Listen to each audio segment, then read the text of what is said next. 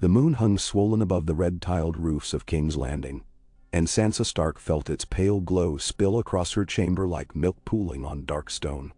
She stood by the open shutters, with her hands clasped so tightly at her waist that her knuckles whitened, breathing the night air as if the city's foul mix of horse sweat, harbor brine, and distant cook fires might somehow wash the taste of court from her tongue. In the yard below, lanterns bobbed like fireflies as gold cloaks changed watch, the clink of mail faint beneath the ceaseless buzz of revel beneath the windows of the Red Keep. Somewhere, a singer in a wine-soaked tavern shredded the last sweet notes of The Maiden and Her Knight, his voice cracking on the high flourish as if the song itself faltered at the lies she'd come to recognize in its verses. She used to dream of nights like this. Summer moons, warm breezes, the promise of love ripening like peaches in an arbor orchard. But dreams were soft things, and soft things cracked when dropped into the world of iron men and sharpened crowns. Lord Renly Baratheon had smiled at her today, his green velvet doublet dazzling in the solar's lamplight. "The realm needs new vows," he'd said, dark eyes sparkling beneath lazy lashes. "Let the roses join the north in thorns, and we shall bleed the lions dry." Such pretty words. She remembered how Joffrey's voice once dripped gold, and how that gold had turned to lead when his mouth twisted round cruel delights. Yet Renly was not Joffrey. The king's youngest brother carried laughter on his tongue and kindness in the tilt of his mouth. When he bowed, it was not to remind you of how low you'd stoop, but rather to beckon you to stand higher beside him. And there, still warm on her palm, lay the handkerchief he'd given her after the council session. Tyrell green with a golden stag leaping through embroidered roses. The cloth had smelled faintly of lemon verbena, not the cold stench of lye that clung to the crimson silks of her promised Lannister wedding cloak. A hush rattled the shutters, wings of a nightjar skimming the eaves, and Sansa's breath caught. She listened, sure she'd heard softer steps behind her, but only the tapestry whispered, stirred by the same draught that lifted tendrils of her auburn hair. She exhaled, and the knot in her stomach eased. Tomorrow, she had been told, her father would meet Lord Renly in secret. Tomorrow, the storm and the wolf would speak beneath the roar of the lion, quiet and careful, while Queen Cersei stalked the halls in mourning black for her husband, who had not yet died but surely would, if the maester's bell tolls of whispered poisons were true. She closed the shutters, sliding the latch home, and padded to her bed. Lady's leather collar lay coiled on the pillow. Despite months past, the empty ring still pricked her heart raw. She traced its edge with a fingertip. "Lord Renly has kind eyes," she murmured, unsure whether she prayed or simply needed to hear the words aloud. Kind eyes and gentle hands. The room gave no answer, but the slow creak of old beams settling. And yet she felt some faint shiver of hope tremble in the air, as if the gods themselves leaned closer to listen. Below, within the Tower of the Hand, Eddard Stark bent over a map of Westeros, candlelight flickering in his dark hair. The parchment lay heavy with wooden tokens. Lions for Lannister, stags for Baratheon, roses for Tyrell, deerwolves for Stark, and he shifted each like weights on his conscience. "Renly is willing," murmured Varys, the spider's soft voice sliding through Ned's thoughts. "He sees the danger in Queen Cersei's brood, now that King Robert's torch gutters." The eunuch's hands folded in silky sleeves, the color of winter dusk. "But Lord Stark, you must trust speed over scruple. The hour grows late, and the lions never sleep." Ned's jaw tightened. "I will not barter Sansa like a loaf at market. If she weds Renly, it will be by her own consent, and no secret ceremony while her mother yet weeps for Bran and Rickon so far away." "Consent is a fine courtesy," Petyr Baelish said, lounging against a pillar. A shadow's curl at his lips. "But wars are not won on courtesy. Grant Renly a claim stronger than Stannis, and Tyrell swords bloom in a summer host. 100,000 men in rose-trimmed mantles marching on the capital. Think of the petals that would fall, my lord." Littlefinger flicked a rose-carved token to nudge 3 deerwolves south across the neck. The piece toppled a painted lion. "The only flower the lions fear is one with a northern thorn." Ned's silence was a blade. He thought of Catelyn, thought of Robb marshalling banners in Winterfell, of Arya missing somewhere among the bones of the city. He saw Sansa's eyes when he told her she must come south with him.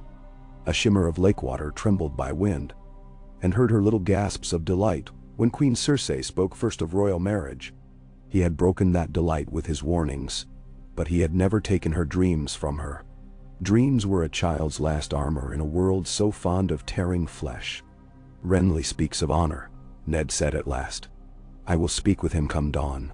Littlefinger smiled as if dawn were merely a mask for darkness. The godswood of the Red Keep was a pale imitation of the North's wild cathedrals of limb and leaf.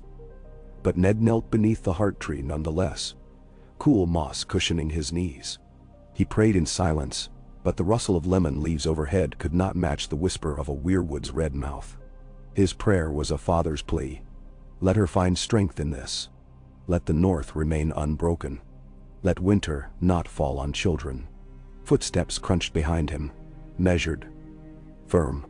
Renly Baratheon approached without attendants, cloak cast back. Moonlight caught on golden antlers clasping his breast. My lord hand, Renly greeted. Voice low, respectful. It is a late hour to seek the gods. Ned stood slowly.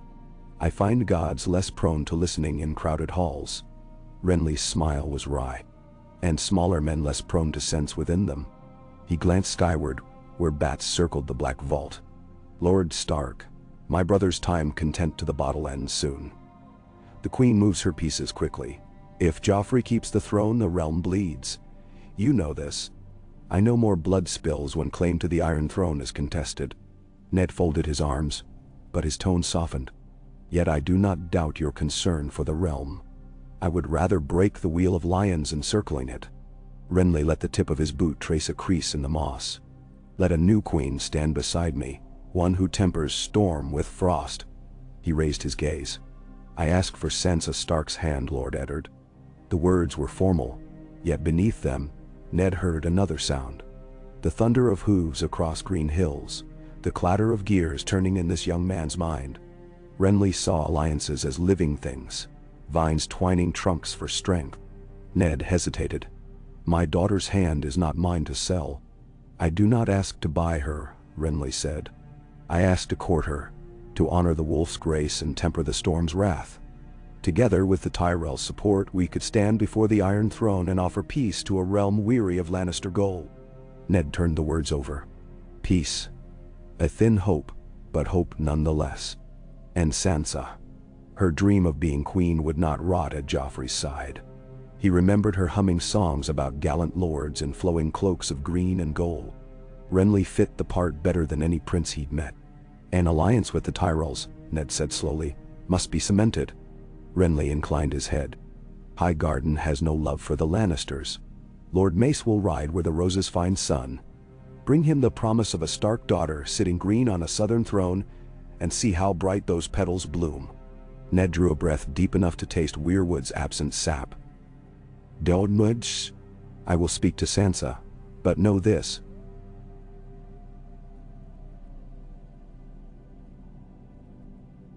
I will not compel her. I would expect no less from the man who keeps his sword as sharp as his honor. Renly returned and offered his hand. Ned clasped it. The wolf and the stag bound beneath the heart tree, and in that moment something shifted in the stillness, like frost melting under first sunbreak. From the windows of the maiden vault, Margaery Tyrell watched Renly cross the courtyard, with a gait only half cloaked by night. Candlelight outlined him in bronze. Her shining knight, promised in secret prayers whispered into her pillow these last 2 years. She felt Lady Olenna's gaze before she heard the cane tap beside her. Heard every word from that fool Loras. Her grandmother sniffed, settling into the window seat. Renly means to wed the Stark girl.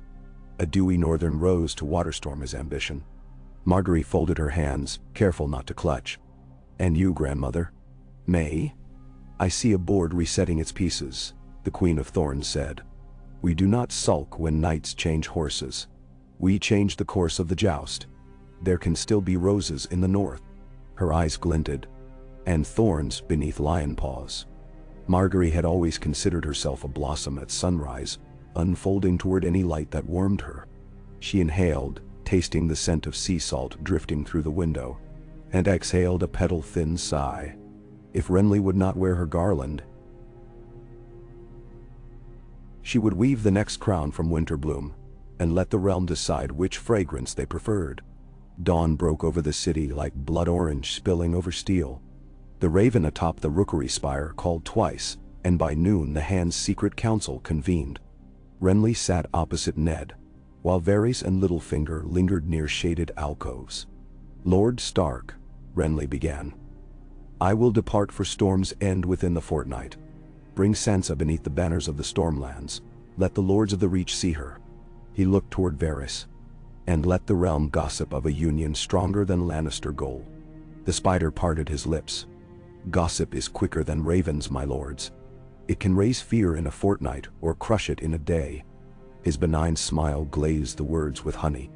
"Shall it be whispered that the North and the South join? Or that the lion has cornered the wolf, and the rose withers for want of sun?" "Let them whisper truth," Renly said. "And let truth sound like thunder." Littlefinger traced a sigil on the tabletop, curving antlers crowned by a rose stem, thorned. "Thunder can frighten children," he murmured. "But it is lightning that strikes." His eyes flicked to Ned. "Does Lord Stark have the stomach to wield lightning?" Ned refused the game. "When lightning strikes, it does not ask permission. If the Lannisters move first, we answer." He met Renly's gaze. "We should ride before that happens." Renly's grin shone. "Storm's End welcomes the direwolf. And wherever the direwolf prowls, none will dare call my claim weak." "Them?" Sansa's heart hammered as she descended the winding stair with Septa Mordane in tow. The Septa's stern expression tried to flatten her excitement, but each step beat to a drum of possibility. A real courtship, not the cage of Joffrey's smile, but a door to a south she'd only ever tasted through lemon cakes and songs. In the solar, Renly stood by her father's side, and when she curtsied his bow carried no mockery, only warmth. "Lady Sansa," he greeted. "Winter's beauty tames even southern storms." His words were formal, yet his eyes held laughter that set her at ease. Together, they spoke of Highgarden's gardens, of Storm's End's tall drum tower, of Winterfell's godswood, until Septa Mordane cleared her throat thrice. Renly asked if she enjoyed hawking. She admitted she preferred songs, and he promised her a minstrel with a voice finer than any small folk tune. When at last she was allowed to withdraw, her cheeks burned pleasant heat. Outside the solar, she pressed the stag and rose kerchief to her chest. Septa Mordane tilted her chin. "Words are wind, child. Do not let them carry you away." But Sansa felt the breeze fill a banner in her breast, and in its ripple, she saw the outline of a crown that did not weigh like lead. When word reached Cersei, she shattered a goblet against a pillar, red wine spattering like arterial spray across white marble. "The wolf thinks to wed our enemy," she hissed to her brother Jaime. "He forgets his place." Jaime lounged in the throne room's gloom, armor unbuckled after night patrol. "Ned Stark never forgets anything, sweet sister. That is his problem. And so, I will pluck this alliance before it fruits." Her green eyes blazed. "Renly will not leave this city alive." Jaime lifted a brow. "You intend to stage a hunting accident for another Baratheon? Word might start to look repetitive." Cersei's smile was the edge of a drawn dagger. "Repetitions matter only to bards and scribes. Power matters to kings." She touched the pommel of her lion-headed dirk. "And queens."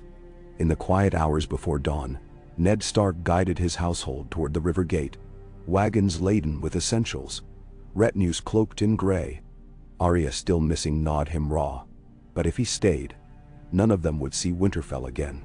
Sansa rode the wagon's seat, gloved hands gripping the rail. Renly skulked behind in plain leather, a hood shadowing his clean-shaven jaw. But gold cloaks barred the gate. "In the name of King Joffrey, traitors pass nowhere," their captain declared. Ned's men tensed, hands falling to hilts. Renly dismounted, hood falling back. "Good sir," he said, voice calm. "You know me." "Eh?" The captain swallowed. "Lord Renly." Then you know the king's brother has leave to travel. Lord Stark escorts me to Storm's End. He stepped closer, whispered low enough that only the captain heard. Block us, and Queen Cersei must answer whether you serve crown or the realm's true blood. The captain's gaze darted. Gold cloaks shifted uneasily. At last, he raised a gloved fist and signaled. The gates creaked open. As the carts rolled, Sansa's pulse thundered. She looked back toward the Red Keep's looming towers, their shadows long purple in first light. The lion's den shrank behind her, and ahead, the gods painted dawn and rosy promise. They rode south along the Roserad, banners furled to cloaks for discretion, yet everywhere word trailed them like camp smoke on wind. At Bitterbridge, a dozen Reach Knights pledged unofficial escort. At Longtable, Lord Mathis Rowan pressed baskets of ripe peaches into their hands, murmuring, "Stormbreakers need sweetening." When they reached Highgarden's green sweep, Lady Olenna Tyrell greeted them beneath the perfumed canopy of the apple orchard. Her stare pinned Sansa like a specimen. Fair of face, at least, she said, voice sharp as shears. "Tell me, girl, do you faint at the sight of blood?" "No, my lady," Sansa answered, steady. She had seen too much crimson spilled against snow to faint again. "Good," Lady Olenna grunted. "Because rose stems come with thorns, and wolves know how to bleed. Keep your wits sharper than your needlework, and you might yet outlive these southern games." She tapped her cane and pivoted away, but Sansa caught a glimmer of approval in the old woman's eyes. Lord Mace bloomed all fawning courtesy, but it was Margaery who stepped forward. Cool amber eyes measuring the northern girl who might have been her rival. She offered her hand. "Lady Sansa, welcome to Highgarden. May our houses grow stronger together." Sansa clasped her fingers. "May they shield the realm from cruelty." Their hands joined, and petals shook loose in the breeze like a whispered promise. At Storm's End the sea broke against black cliffs, spray exploding white as gulls. The Drum Tower's courtyard thrummed with banners. Baratheon stags, Tyrell roses, Stark direwolves, stitched newly by Winterfell women. Sansa stood beside Renly before the gatehouse arch where Septon and witnesses gathered. The wind caught her mantle, gray wool lined with Tyrell green. Renly leaned, whispering, "Storms can be fierce, but they clear skies for sunrise." He glanced at Ned, who nodded once. Solemn. The ceremony began simple. Vows spoken in morning light. 7 blessings invoked. As Renly slid a hardy steel ring etched with intertwining rose and stag onto Sansa's finger, thunder rumbled beyond the walls. Yet no cloud marred the blue. Some took it for the old gods acknowledging the new. After feasting on trout and honeyed quail, Sansa and Renly walked the battlements. Below, the sea's endless surge sang a song older than kingdoms. "I imagined my first wedding to be in King's Landing," Sansa admitted, "with roses and gold cloaks. And I imagined mine would be in Highgarden, with music and applause." Renly chuckled. "Yet here we are, at a fortress built to defy storms, beginning a different fury." He paused. "Sansa, I will not bind you to visions that do not suit you. We face war, but know this: I will honor you, and I will not leave you undefended." She met his gaze. Clever warmth glinted there, patience too. "Then I will stand at your side," she said, and the words settled over her shoulders like a mantle she'd forged herself. In the distance, a messenger's horn brayed. Hoofbeats clattered across the drawbridge. A rider galloped into the yard, livery half hidden by foam and salt crust. Ned, Maester Pylos, Sir Courtenay Penrose hurried to greet. The rider dismounted, handed a sealed parchment. The red wax bore the lion's head. Ned opened it, read in silence. The lines of his face cut deeper. Renly took the letter. His brows lowered. "Cersei names me rebel and traitor, demands my head," he said aloud. "She marches the king's hosts east from King's Landing. Lord Tywin rides north to crush River Run." He looked up, fire in his gaze. "So the lions bear claws." Sansa's fingers curled on the battlement's chill stone. Somewhere in her memory, Joffrey's voice echoed, promising gifts of heads on spikes. She breathed slow. Renly straightened. "Send ravens," he ordered. "Call our banners. The Stark host rides south. The Reach answers, 'Let us teach the lions that wolves hunt in packs, and roses hide spears beneath soft petals.'" And so the storm began. Catelyn Stark's arrival days later brought the smell of pine smoke and far travel. She embraced Sansa, holding her daughter long enough to mend seams frayed by separation. Tears glistened in her lashes, but her voice steadied. "My brave girl," she whispered. "Your father tells me you chose this path." "I did, Mother," Sansa said, pressing her face to Catelyn's shoulder. "I want to fight, if only with words. I want to protect our family." Catelyn stroked her hair. "Then let us see the wolves and roses bloom together." That evening, Catelyn joined Ned and Renly in the solar. Scrolls littered the table. Pulges from Florence, Fossaways, Tarlis. Messages from Robb in the north, from Edmure at River Run holding against Tywin's probing scouts. Candlelight flickered on maps pricked by colored pins. "We march within the fortnight," Renly said. "Lord Randall will lead the vanguard across the Mander, swing east to threaten Kingswood. The main host meets Sir Brynden Blackfish on the Trident. We choke the lions between Thorn and Tooth." Ned rubbed his temples. "Robb raises the banners from White Harbor to the Mountains of the Moon. If we can link our forces near Harrenhal, we outnumber the Lannisters 2-1. And if Stannis sails from Dragonstone?" Catelyn asked. Renly's smile was thin as a whetted blade. "Stannis will sail where the wind carries his pride. I pray it blows him clear of our path." In Highgarden's rose maze, Lady Olenna guided Sansa past blooming crimson and gold petals. "Men wage wars with steel. Women wage them with secrets," she said. "You must learn them. Tell me, child, what secret does a queen best keep?" Sansa hesitated. "Her fears." Olenna smirked. "Close. Her plans. Plans buried beneath curtsies are seeds no drought can kill." She handed Sansa a pruning shear. "Clip the dead heads. Leave only growth. Do so in the court, and the realm may yet survive men's folly." Mend. The Queen of Thorns left her among flowering walls, and Sansa bent to snip wilted roses, marveling at how even beauty required ruthless tending. On the march north, tents studded fields like constellations thrown to earth. Sansa rode beside Renly beneath a canopy of antlered pennons. Peasant villages lined roads with cheers, as carts of grain rattled behind, their gratitude carved in rough bread and brown eggs. Each night council fires dotted the hills. Sansa listened from Renly's side while lords debated supply lines and siegecraft. She learned the names of lesser bannermen, the weight of Tarly discipline versus Rowan diplomacy. She learned to measure maps by days and stomachs, not by pretty borders. At dusk, she would retreat to her pavilion, penning letters to Arya whose whereabouts remained a ghost on Ned's conscience. In ink she forged hope. Arya will be found. Bran will ride again. Rickon will laugh. She wrote these truths until they became rails keeping her thoughts from slipping. Renly visited often before sleep, recounting camp gossip.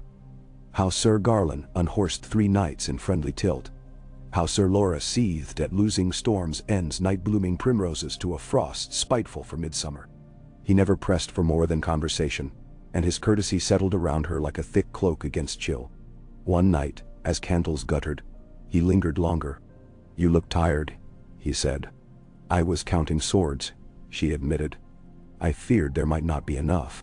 "There are never enough swords. Only enough hearts." He studied her. "Do you regret this path?" Sansa considered the flicker of lamplight on canvas. "I regret little that keeps my family safe. Some nights I fear, but fear is smaller than what waits if we fail." He bowed his head in reverence. "Then perhaps the realm needs a queen of quiet courage more than one of brazen fire." She smiled faintly. "Perhaps it needs both." Cersei's reply rode swift wings. A royal decree naming Eddard Stark traitor, stripping him of title and land. Ravens carried it to every holdfast south of the neck. But Tyrell ravens flew too, bearing Renly's proclamation. that King Robert's true heir awaited recognition once the lion's false cub was declawed. And in the Riverlands, Robb Stark's direwolf howled across ravaged fields, where Lannister outriders smoldered among broken wheel tracks. Lord Tywin advanced nonetheless, columns of red and gold armor marching like molten veins across the landscape. Sir Kevan held the supply trains. Sir Adam Marbrand scouted ahead with fiery zeal. In every raised hamlet, they left warning stakes of ash. Sharpened, empty. Fear traveled before them. At Harrenhal's charred towers, Roose Bolton joined forces with Brynden Tully beneath a new banner. Wolf and trout entwined by thorny rows. The bastard of Bolton whispered flaying tactics. But Sir Brynden kept to honorable warfare. Still, rumor spread of silent dread marching behind Stark banners, masks of flayed skin glistening at dusk. Whether true or not, Lannister infantry wavered at shadows. Renly's grand host crossed the Mander in bright array. Peach banners, golden horn trumpets, shields painted with flowering vines and snarling stags. The Reach marched like a festival, yet struck like a scythe. At nightsong they met the Northmen's vanguard, umber giants bellowing war cries, Manderleys hoisting silver mermen, Karstark spearmen forming iron pikes. Where rose met wolf, cheers mixed with fierce oaths. Together they wheeled toward the Blackwater. On a hilltop orchard, Sansa watched the armies converge across rolling fields. Her cloak flapped in salt wind, hair braided with winter blue ribbons. She felt the ground's dull tremor, the heartbeat of tens of thousands. Fear should have frozen her, yet resolve warmed her bones. Renly had asked her to address the assembled lords before they rode. She'd thought her voice would desert her, but when she stood upon the makeshift dais, the hush of men and horses stretching beyond the banners felt like waiting birds before first song. "My lords," she began, voice ringing clearer than she expected. "I was born in the north, where winters remind us that cold binds the living better than gold binds the greedy. Today we stand together, north and south, rose and wolf, stag and spear, not to claim power for ourselves, but to free our realm from those who choke it for their pleasure." She let her gaze sweep the crowd, found Ned's proud half-smile, Renly's bright nod. "We fight so children may grow without fear of lion claws. So farmers may reap without iron tolls."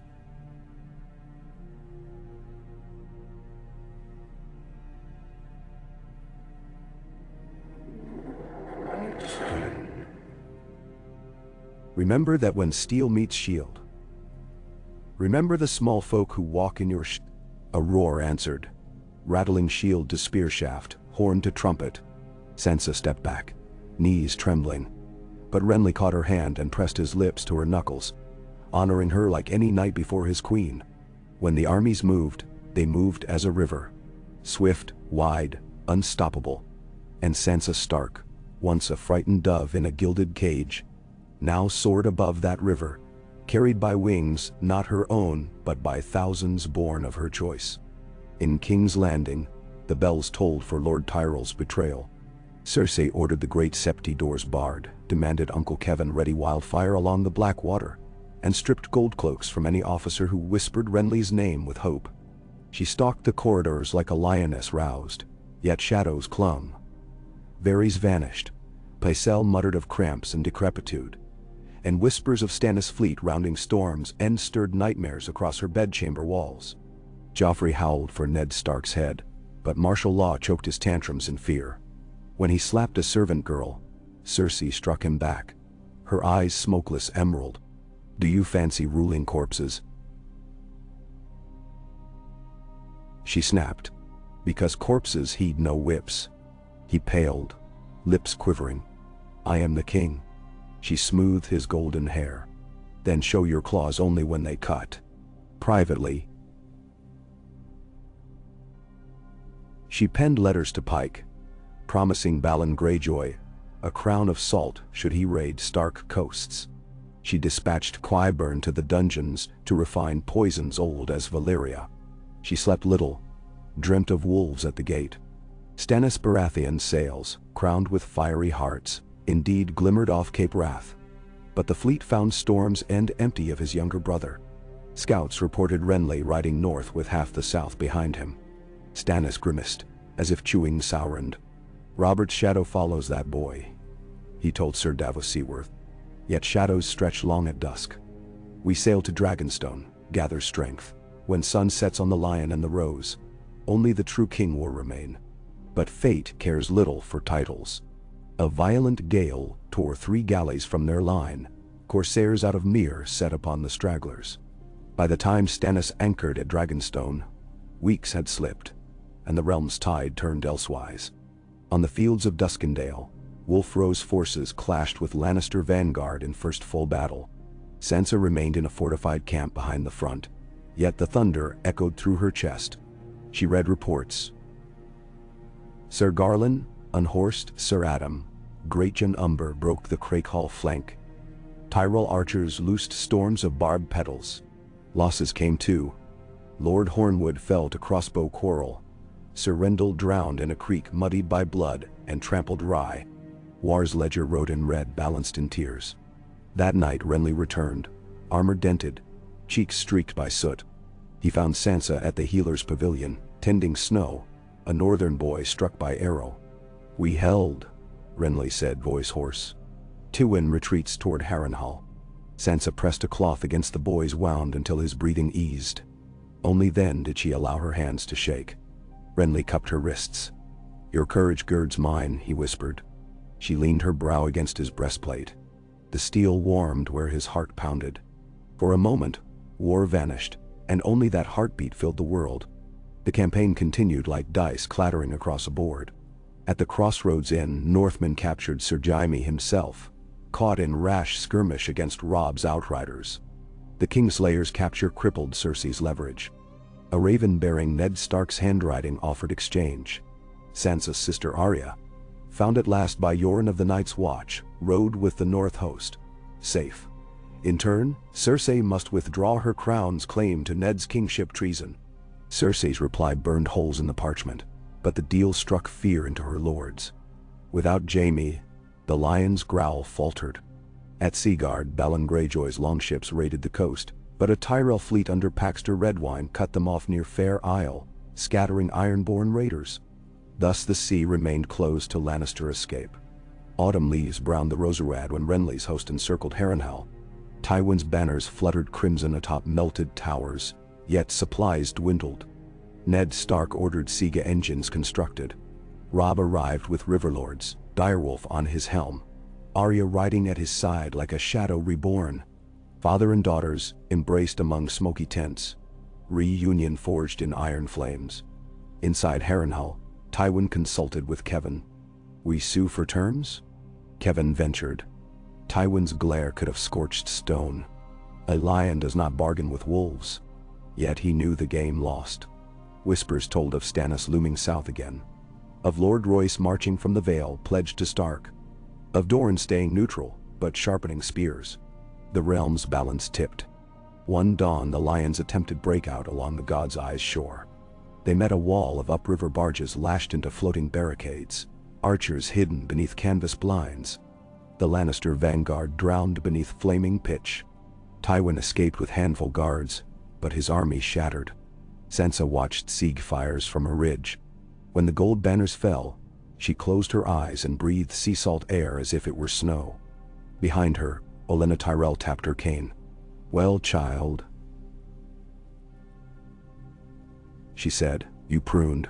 Now watch what blooms." In the aftermath, a grand council convened at River Run to decide the fate of the throne. High lords gathered.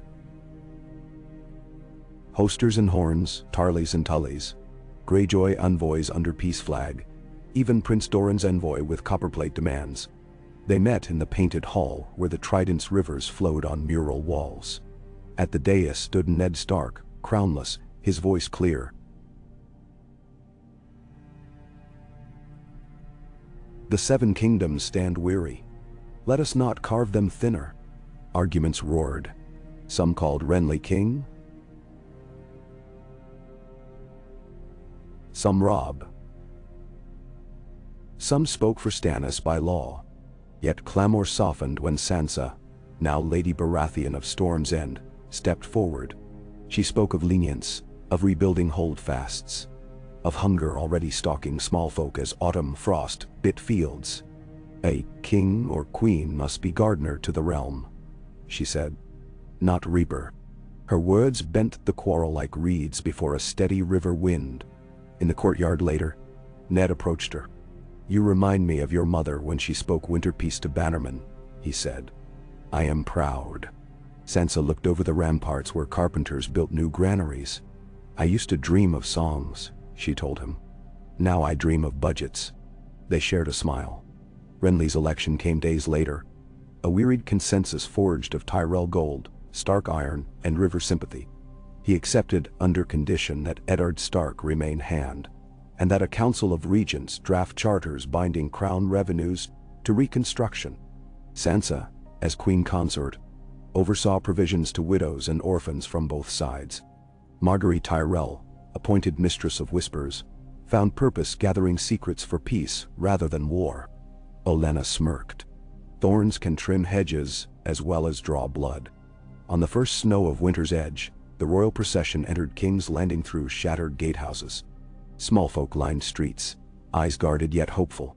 Sansa rode beside Renly, her cloak fur-trimmed, her shoulders straight. She glimpsed the scaffold where once she had envisioned her father's head displayed. Now only broken planks remained. Tears stung but did not fall. In the Red Keep, Cersei Lannister knelt in chains. Joffrey fumed beside her, stripped of crown. Ned pronounced exile to Casterly Rock. Hostage status intertwined with peace accords. Jaime, still prisoner, would trade cell for duty in Night's Watch. A fate he accepted with crooked grin. Lannister pride bent, not broken, for peace demanded some dignity remain. Sansa passed Cersei in the throne room. The queen's glare sliced like shattered mirrors. But Sansa saw something else there. Exhaustion, perhaps regret, though it wore a mask of fury.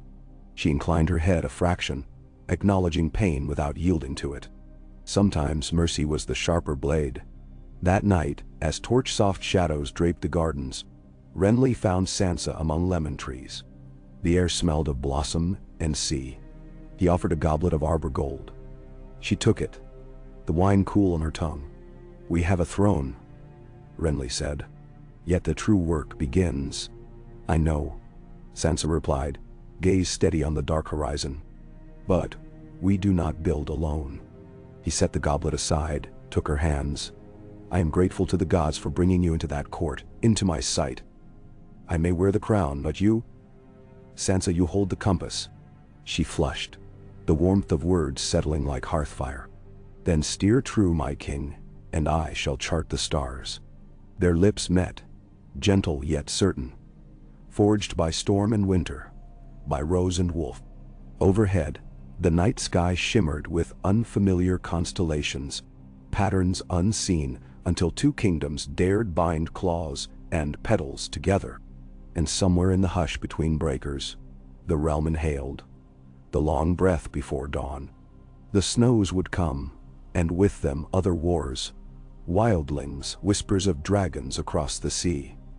But for this fleeting moment, when lamplight glimmered on fresh buds, blossoming even in winter chill, the stark Tyrell front stood firm. The lion's roar no longer drowned the lullabies of the realm. Instead, new songs stirred in taverns from Dorne to the Wall. Songs of the rose-crowned queen who carried the north in her heart, and the storm-born king who listened to wolves howl. And among those songs, one verse always lingered. That courage may be stitched from broken dreams, and that even in a land where summers die, hope may yet take root, thorned, steadfast, and green.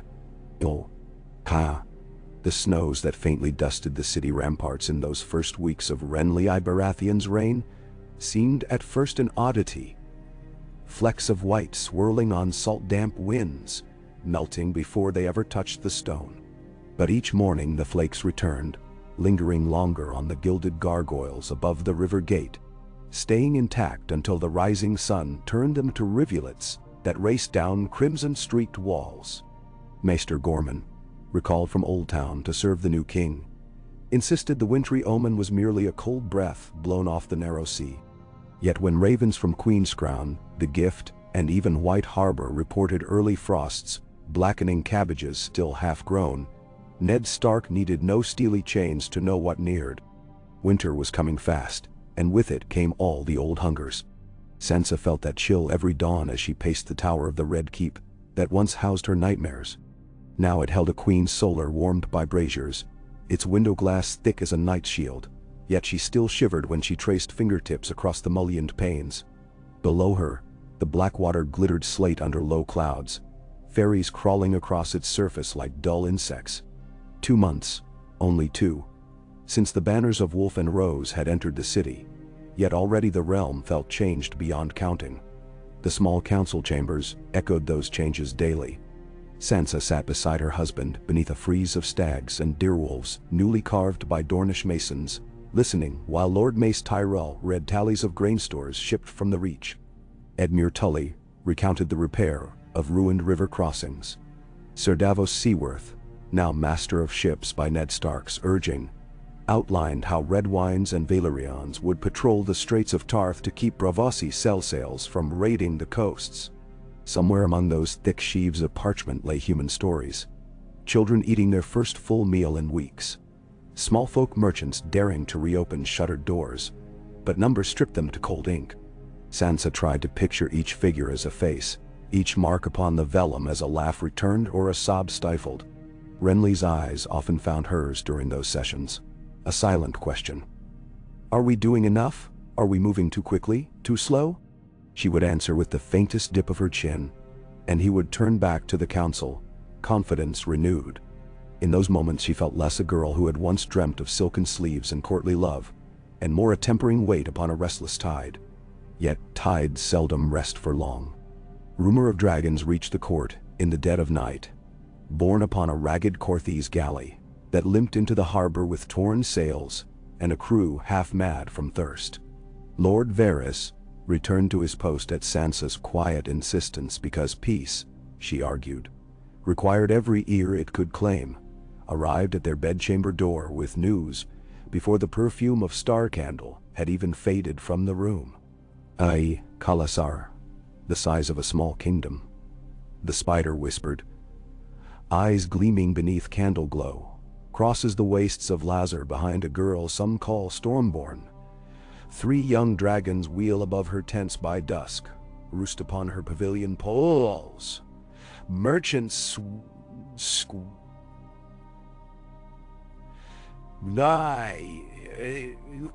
Renly, still half-clothed, sat upright.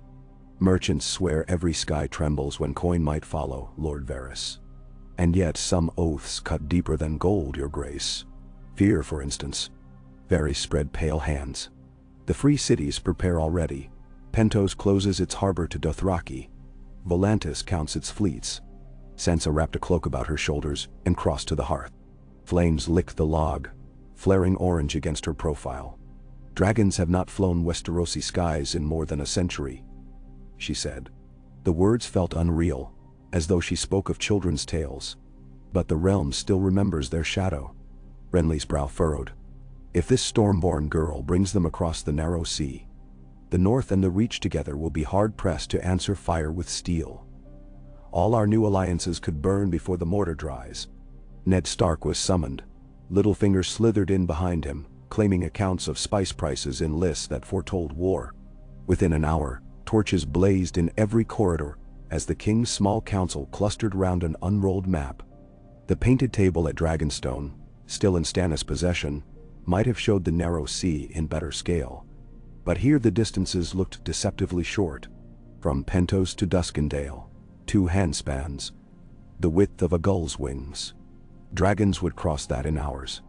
The Iron Throne had changed hands without a sword raised within these walls. Could it keep its seat if fire fell from the heavens? When dawn washed silvery across the chamber, Renly finally dismissed them, promising only to seek more certain word. But Sansa did not sleep again that night. She sat at the window as the city's first bells tolled watch, thinking of Bran's tales, told long before the fall, of knights racing dragons in dreams, and getting eaten in the end. Meanwhile in the north, Robb Stark's victory embers cooled to embattled coals. Though Tywin's host lay broken, the cost of that triumph weighed heavy. Fields trampled by cavalry would not yield spring barley. Snow-clogged passes before larders bellied full. And word from the wall grew stranger still. Wildlings moving in numbers unseen since before the conquest. Wights prowling forest edges, horns echoing beyond the frost fangs. 3 in the night, always 3. Robb wrote of it all in a firm hand that betrayed unease. If winter truly falls harder than any living man recalls, he penned, we must stand united, or be picked apart like sheep by carrion birds. He urged the crown to send garrisons north, Tyrell knights unused to snow, perhaps, or Stormland's bowmen. To man holdfast stretched thin, while the northern levy sowed what seed could still meet ground before frost, set like iron. Ned read the letter aloud in council. Renly promised troops, but Mace Tyrell hesitated, citing the Reach's commitment to feed the realm. It is no good feeding Southerners if the North freezes and abandons us to wildling hordes, Sansa cried, breaking her usual calm. Lords looked up, surprised. She stood, hands splayed on the table. Every year Winterfell's harvest comes south one way or another. See that they do not send fear in its place. Silence met her outburst. Then Lord Rowan tapped a quill. The lady speaks true. If snow buries the neck, grain sells dear in Gulltown by next festival. Better the crown pay now than all pay later. Ned's eyes held quiet pride. Renly covered her hand with his. The queen is wiser than we, he said. And so 2,000 men were ordered north before the first full moon of that winter. Cersei Lannister walked the halls of Casterly Rock like a banshee caged, garments black as shuttered mine shafts. Stripped of power, she spun webs from within gilded walls, writing letters in cipher, to lords still sympathetic, to Lannister gold. Sir Davin commanded the remaining Westermen, and with Jaime gone to the Night's Watch, honor bought with conditional pardon, her leverage waned, yet she found purchase where Ned Stark least expected. In the thick forests of the Rainwood, where the remnants of Tywin's routed host hid among outlaw bands, picking at supply camps like feral cats. Cersei's envoys funneled coin there in secret, promising holdings once Renly's bastard reign toppled. They called themselves Lions of the Morn, and though scarcely 1,000 at first, they bred rumor faster than fleas breed plague. Brienne of Tarth, newly sworn to Renly's Rainbow Guard, named thus in jest by knights still sour that their king's sworn shields now wore cloaks dyed in 7 subtle hues of their liege's choosing. Leld a sortie to put down these lions. Sansa watched her depart the city gate, a tower of blue steel astride a dappled mare. Brienne bowed her head shyly when the queen wished her swift victory.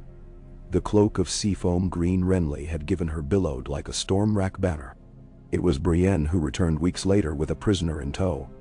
Cersei's favorite cousin, Sir Lancel, limping from an arrow wound to the thigh, and babbling of red gold smuggled west with Dornish sandship captains. Under questioning, he confessed 6 plots. Poison shipments hidden in wine casks bound for the capital. Bribes intended for Storm's End's Castellan.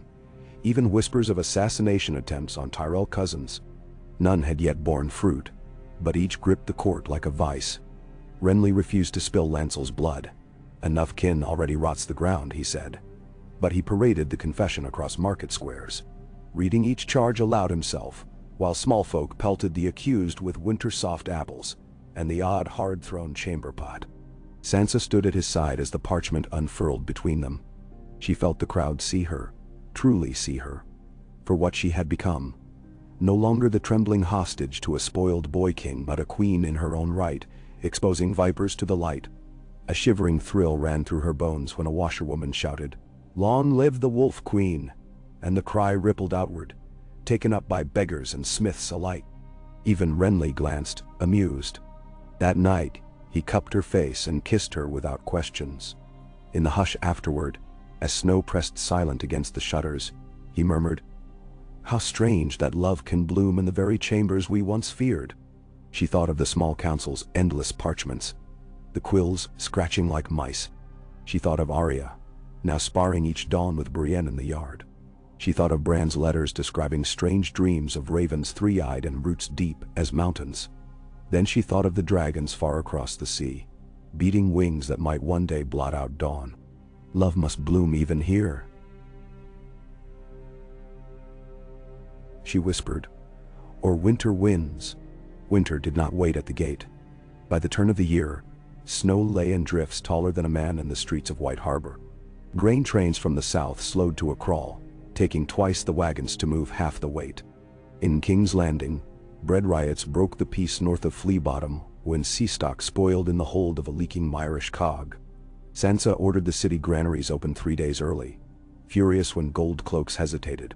She rode in person to the Iron Gate, where a mob had overturned a baker's cart, and set it ablaze with lamp oil. Clad only in a heavy gray mantle trimmed with white fox, she dismounted into the chaos. Voices stilled almost at once, the queen's auburn hair wild under falling snow, her cheeks flushed from the cold.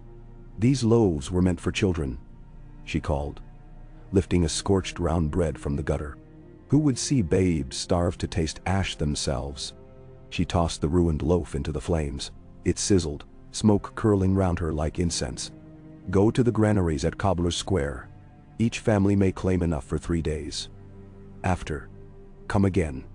Steal if you must, but steal by voice, and I will hear you. Let fire burn no more bread than hunger already does.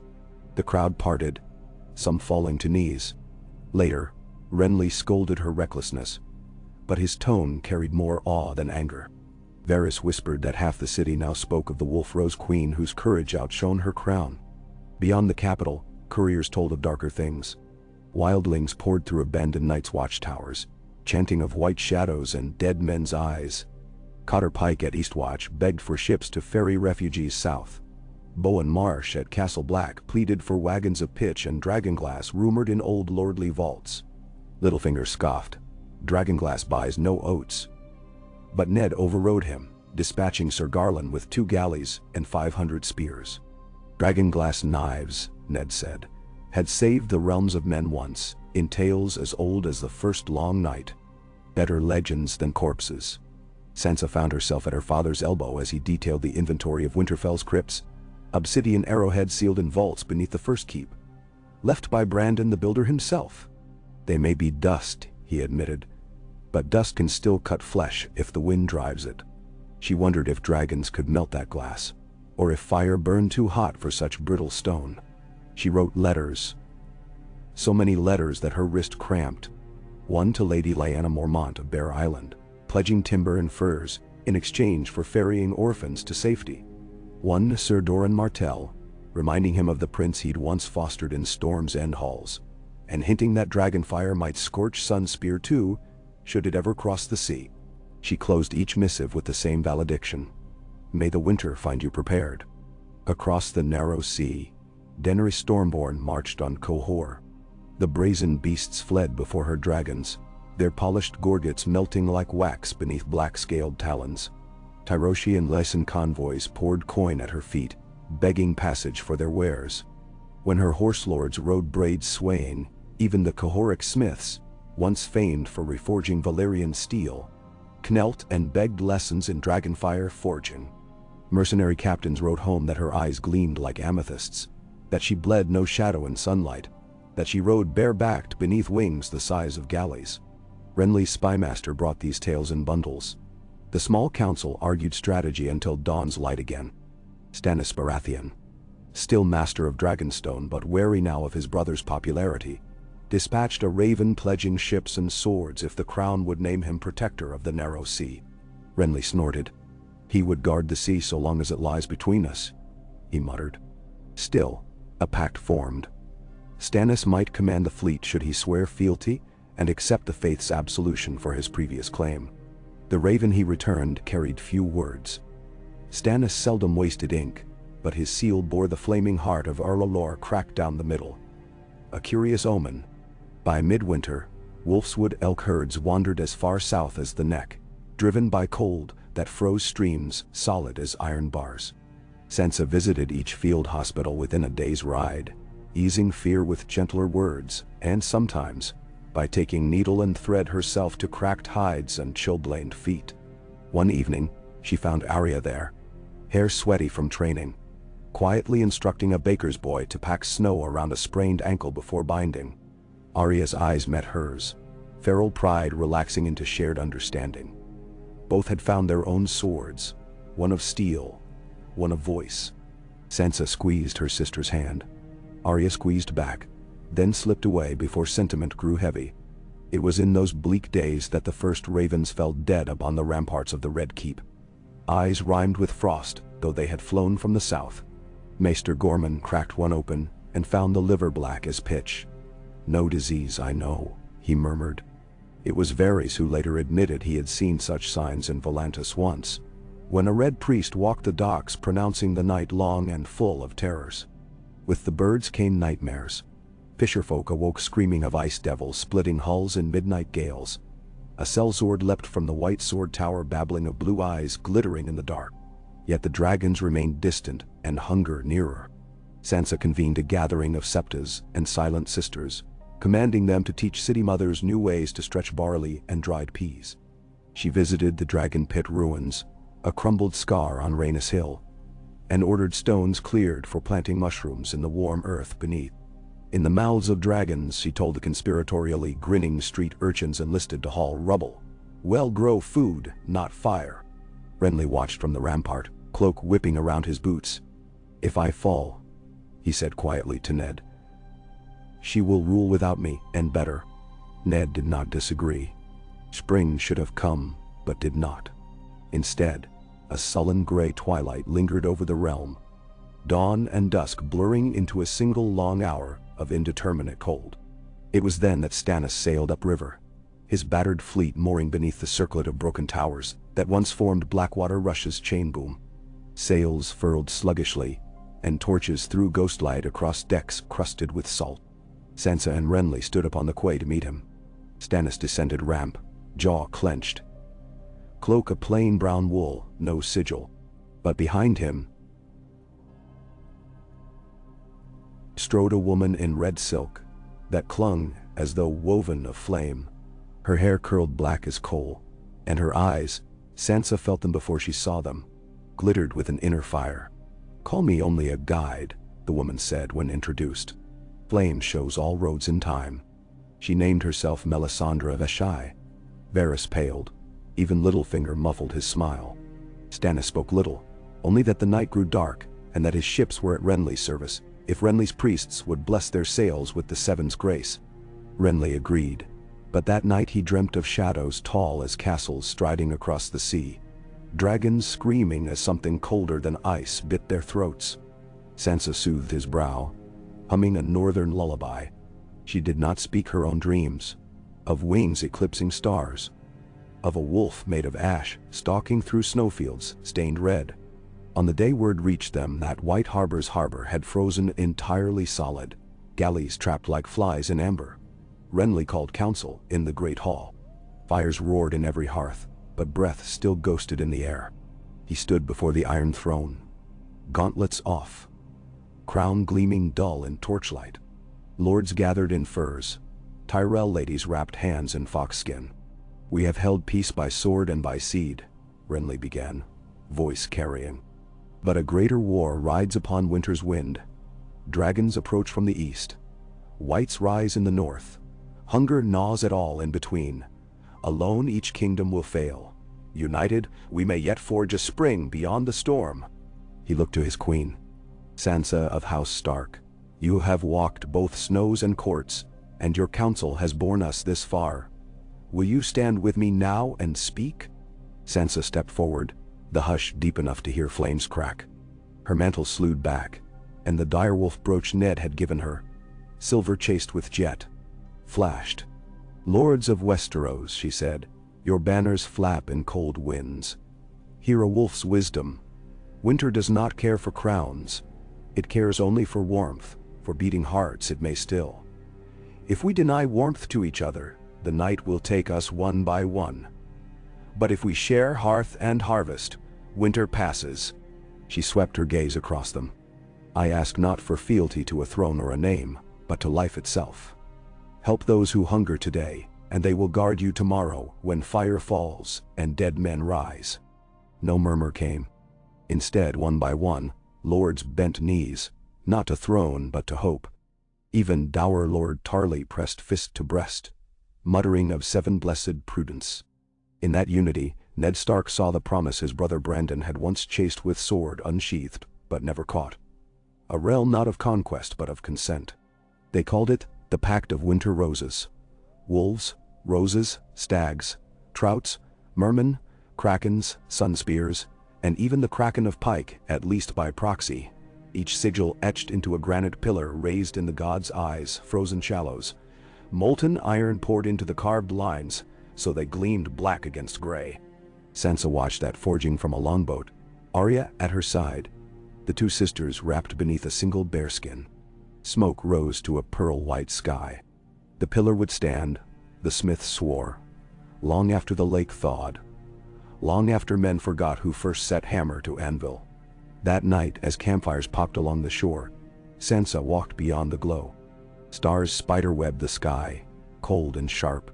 She thought of the Red Woman's eyes, thought of dragons wheeling beyond far horizons, thought of Bran's dreams of a crow with 3 eyes whispering, "Remember." She knelt, scooped a handful of snow, watched it melt in her palm. The world would change again. Thrones would burn, winters would end, summers return. But somewhere in the melt between flake and river lay a moment where one girl's voice carried across a hall and changed the shape of hearts. She closed her fingers, feeling the water trickle through seams. She would carry that moment, even when the last story of Renly's reign faded to song, even when her own bones lay beneath Winterfell's weirwood roots. Behind her, Renly's laughter rose among tents. He spoke with Robb, with Loras, with Davos. She heard the scratch of Quill in Littlefinger's quick hand, heard the deep rumble of Hodor, now Bran's gentle shield in all things, lumbering after Arya. She turned back, and the glow of 1,000 fires painted the ice gold. Hope, she thought, can look like firelight on a frozen lake. She walked toward it. Oh, Ka. Snow whispered against the tents all night, a steady rustling that sounded like parchment pages turning in some vast archive of the gods. Sansa lay awake beneath sable firs, while campfires guttered to coals beyond the canvas, and in their fading glow, she watched Renly sleep, one arm flung across the bolster, dark lashes unmoving. The hush felt fragile, a pause before new storms, and she strained to hear the quiet as if memorizing a final verse of calm. Yet even here, in this narrow band between battles, memory stirred. She saw again King's Landing's broken gates, heard bread riots echo off soot-grimed stone, smelled the sting of wildfire casks pried open and emptied into the river by Davos sailors. All of it lay behind them, and still the road ahead spiraled long. At first ray, she rose, careful not to wake him. A single brazier smoldered near the door flap. She stoked it, added a log. Sparks flitted upward like copper fireflies, and the scent of pine resin unfurled. She dressed quickly. Wool undershift, quilted doublet dyed wolf gray, a riding skirt trimmed in Tyrell green. When she clipped the direwolf brooch at her throat, the pin pricked skin, and a dot of blood bloomed. She pressed a cloth, thinking, "Let the gods taste what price I pay." The blood soaked in, dark and tiny, then vanished amid fabric folds. Outside, dawn lingered low and sullen. The lake lay slate beneath a film of new ice, feathered at the edges like frozen lace. Farther east, the pillar of sigils thrust from the shallows, rhymed silver. Black iron lines caught the early light. The stag, the wolf, the rose, the trout, the seahorse, the kraken, the sun and spear. A fresh drift banked against its base. Wind had scoured runnels between etched beasts, so the figures seemed to stand atop snow like champions on a field. She trudged toward it. A few sentries stamped feet nearby, cloaks swishing. One recognized her and knelt briefly, but she waved him to rise. Close up, the pillar's granite smelled of wet stone and iron frost. She traced the direwolf's curve, fingertips numbed. The iron felt strangely warm, heat stored from the forging perhaps, or some trick of her mind. She laid her palm flat, and for a heartbeat, She sensed Winterfell's godswood under her skin. The rough bark, the hush of red leaves in wind, the taste of earth thick with roots. Home.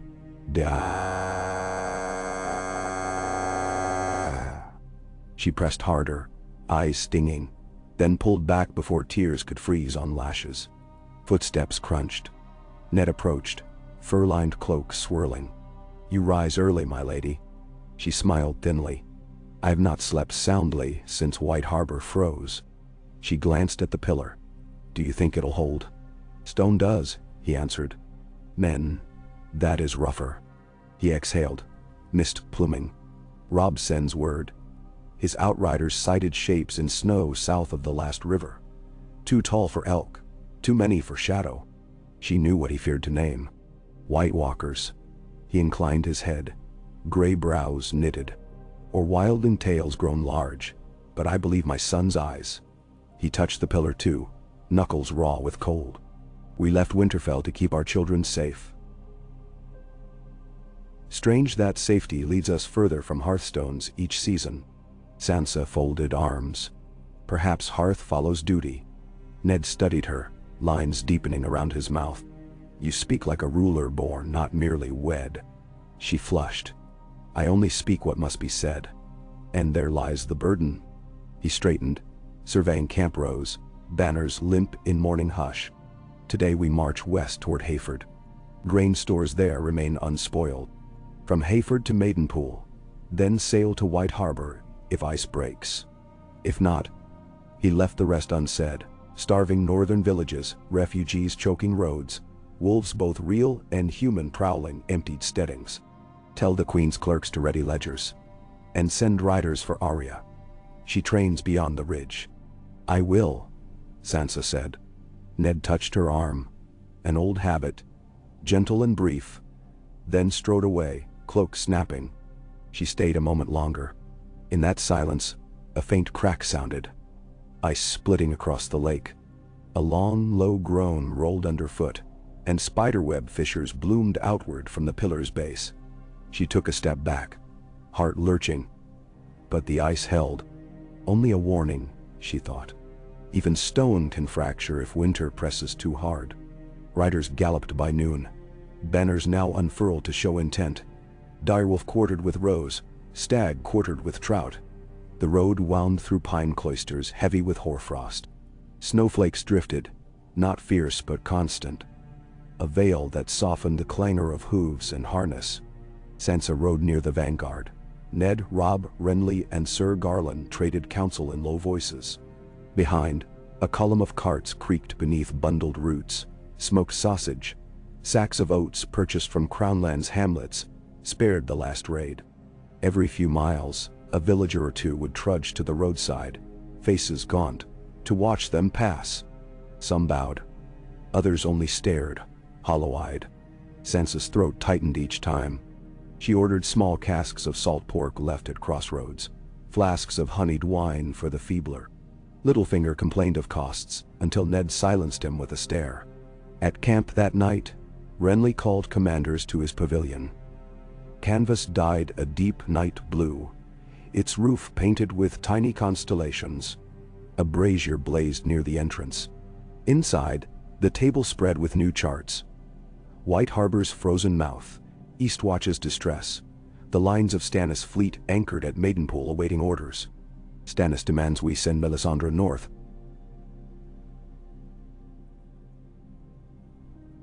Sir Davos said, voice hesitant. The smuggler's beard glittered with hoarfrost. He claims the Red Woman foretold victory only if she stands beneath the wall's shadow. Stannis demands much, Renly muttered, hands braced on the table. He looked to Ned. Would the Night's Watch accept her? Ned's gaze darkened. The wall swears to no red god. But if her flames hold truths we lack. He folded arms. I will not forbid help where men freeze. Littlefinger tapped a quill. If we send the Lady of Shadow, we gain a fleet unmuddied by Baratheon rivalry. Stannis wins a claim defending the realm. We win peace at sea. Everyone eats another day. Move her, Renly said at last. But Garland escorts. And Sir Brienne. Maester Gorman cleared his throat. Winter fever spreads in camps, he warned. Hot wine alone won't suffice. We need willow bark and fresh citrus. The reach supply grows thin. Sansa stepped forward. The islands of the Arbor still trade. We'll buy cargo direct. I'll sign letters of credit tonight. She ignored Littlefinger's raised brow. Renly gave a weary smile. Done. He dismissed them, but caught her hand as others filed out. Alone, he slumped onto a cushioned bench, rubbing eyes. Candlelight etched hollows beneath cheekbones, left lean by weeks of salted fare. She knelt, unlacing his gauntlet. You lead well, she whispered. Better if I could conjure summer. He brushed snow crystals from her hair. Some nights I dream of storms and orchards, peaches so ripe they burst at a bite. I wake tasting only iron. He rested his brow to hers. What do you dream, Sansa? She closed eyes. Pillars that crack. He drew back softly. We'll mend them. He kissed her, lips chilled. Rest. Tomorrow we ride harder. By the third week, the road angled northwest, ruts frozen. A salute of east wind stung cheeks raw. At Hayford they found the holdfast deserted save a dozen corpses stacked near the gate, flesh gnawed by wolves. Granaries lay intact, yet rats swarmed. Sansa ordered the dead buried, the grain aired, inspectors to pack barrels tight with ash leaves to deter vermin. In the bailey, Arya sparred with Brienne, wooden blades clacking sharp.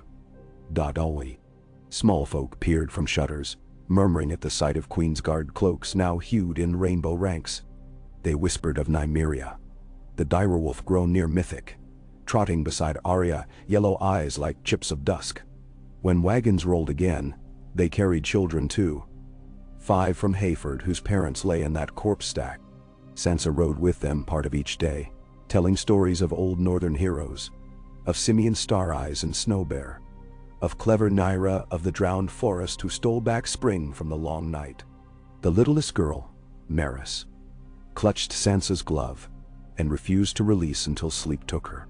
On such days, exhaustion became a distant ache overshadowed by the warmth of tiny fingers. But not all hearts thawed. Near Maidenpool, a band of ragged knights loyal to Cersei ambushed supply wagons, killing 6 teamsters before Umber axes scattered them. The captured leader spat at Robb's feet. Lion's dawn comes, you traitor pups. Robb's jaw clenched. Ned intervened, ordering them confined. Later, Sansa visited the makeshift stockade. She offered the prisoners hot broth. Some accepted, one wept. She said only, "Hunger makes fools of all. Eat, then decide whether the lion ever fed you." 2 nights later, 5 swore fealty to the pack. She did not see the 6th. He hanged himself before dawn. In Maidenpool Harbor, Icy Chop slapped hulls of Stannis galleys. Crews clustered on deck rails, faces gray. Melisandre awaited atop the gangplank, scarlet silks fluttering though no wind stirred. Brienne led her aboard Sansa's barge. Sansa watched the red woman's eyes, dark pools reflecting flame unseen, and felt her pulse quicken. "Your Grace," Melisandre said, bowing. "The Lord of Light shows many paths. Yours blazes bright." Sansa inclined her head. "If your fires reveal how to keep children alive this winter, I will gladly hear." Melisandre's smile curved. "Children shall be the saviors of us all." She turned to gaze north across white-tipped waves. "And the doom of those who walk in shadows." It was an uneasy voyage upriver. Ice floes bumped hulls, and sailors muttered prayers to the 7 while Melisandre hummed in a tongue older than both faith and old gods. At dusk, crimson light lit her face. She stood at prow, arms raised, murmuring. The water between floes glowed ember red, and some swore shapes writhed beneath. Scales, wings, but when Sansa looked, she saw only ripples. They disembarked at Seaguard where the docks had been cleared of ice by nightly fires.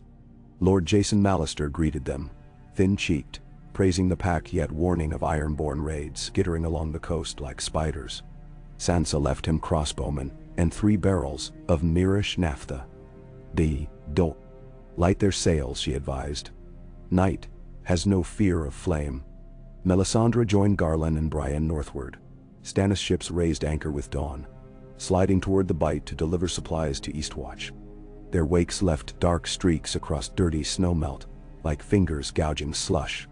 Robb split from the main host at Seaguard, riding hard for Winterfell with Arya and 200 stout Northmen to fortify before snows closed the King's Road entirely.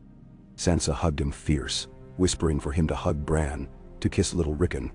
He promised, eyes bright, then swung into saddle and was gone amid white plumes of breath and kicked up snow. Renly's column pressed east toward Moat Cailin, winding over frost-slick causeways. Nights grew colder still. In the Queen's tent, candles sputtered despite oiled wicks. Sansa warmed ink before writing. Sometimes it froze mid-sentence. Yet she persisted. Letters to Dorne encouraging spice ships to brave winter seas in exchange for harbor tariffs waved. Directives to the Citadel requesting every copy of Ancient Knights watch records. Packages to the Silent Sisters containing herbs gleaned from Reach Valleys, rumored to fight winter fever. She wrapped each with wax bearing half-wolf, half-rose sigil, now widely called the Frostbloom seal. One evening, as she sealed a dispatch, Renly entered, cheeks ruddy from patrol. Snow dusted his shoulders, melting on canvas floor. He crossed, placed a hand on her stomach. She stilled, quill poised. He searched her face. "I wondered," he said softly. "The maester mentioned you leaning over the rail yesterday." She managed a small laugh. "Cold wind makes queasy sailors of us all." "True." He brushed a thumb along her gloved knuckles. "Yet, if there is..." She set the quill down, covering his hand. "If there is, we'll greet that spring when it blooms. For now, let us not burden the bud." He nodded, bending to kiss her brow. In his gaze lay something fragile, a plea for a future beyond ice. She squeezed his fingers.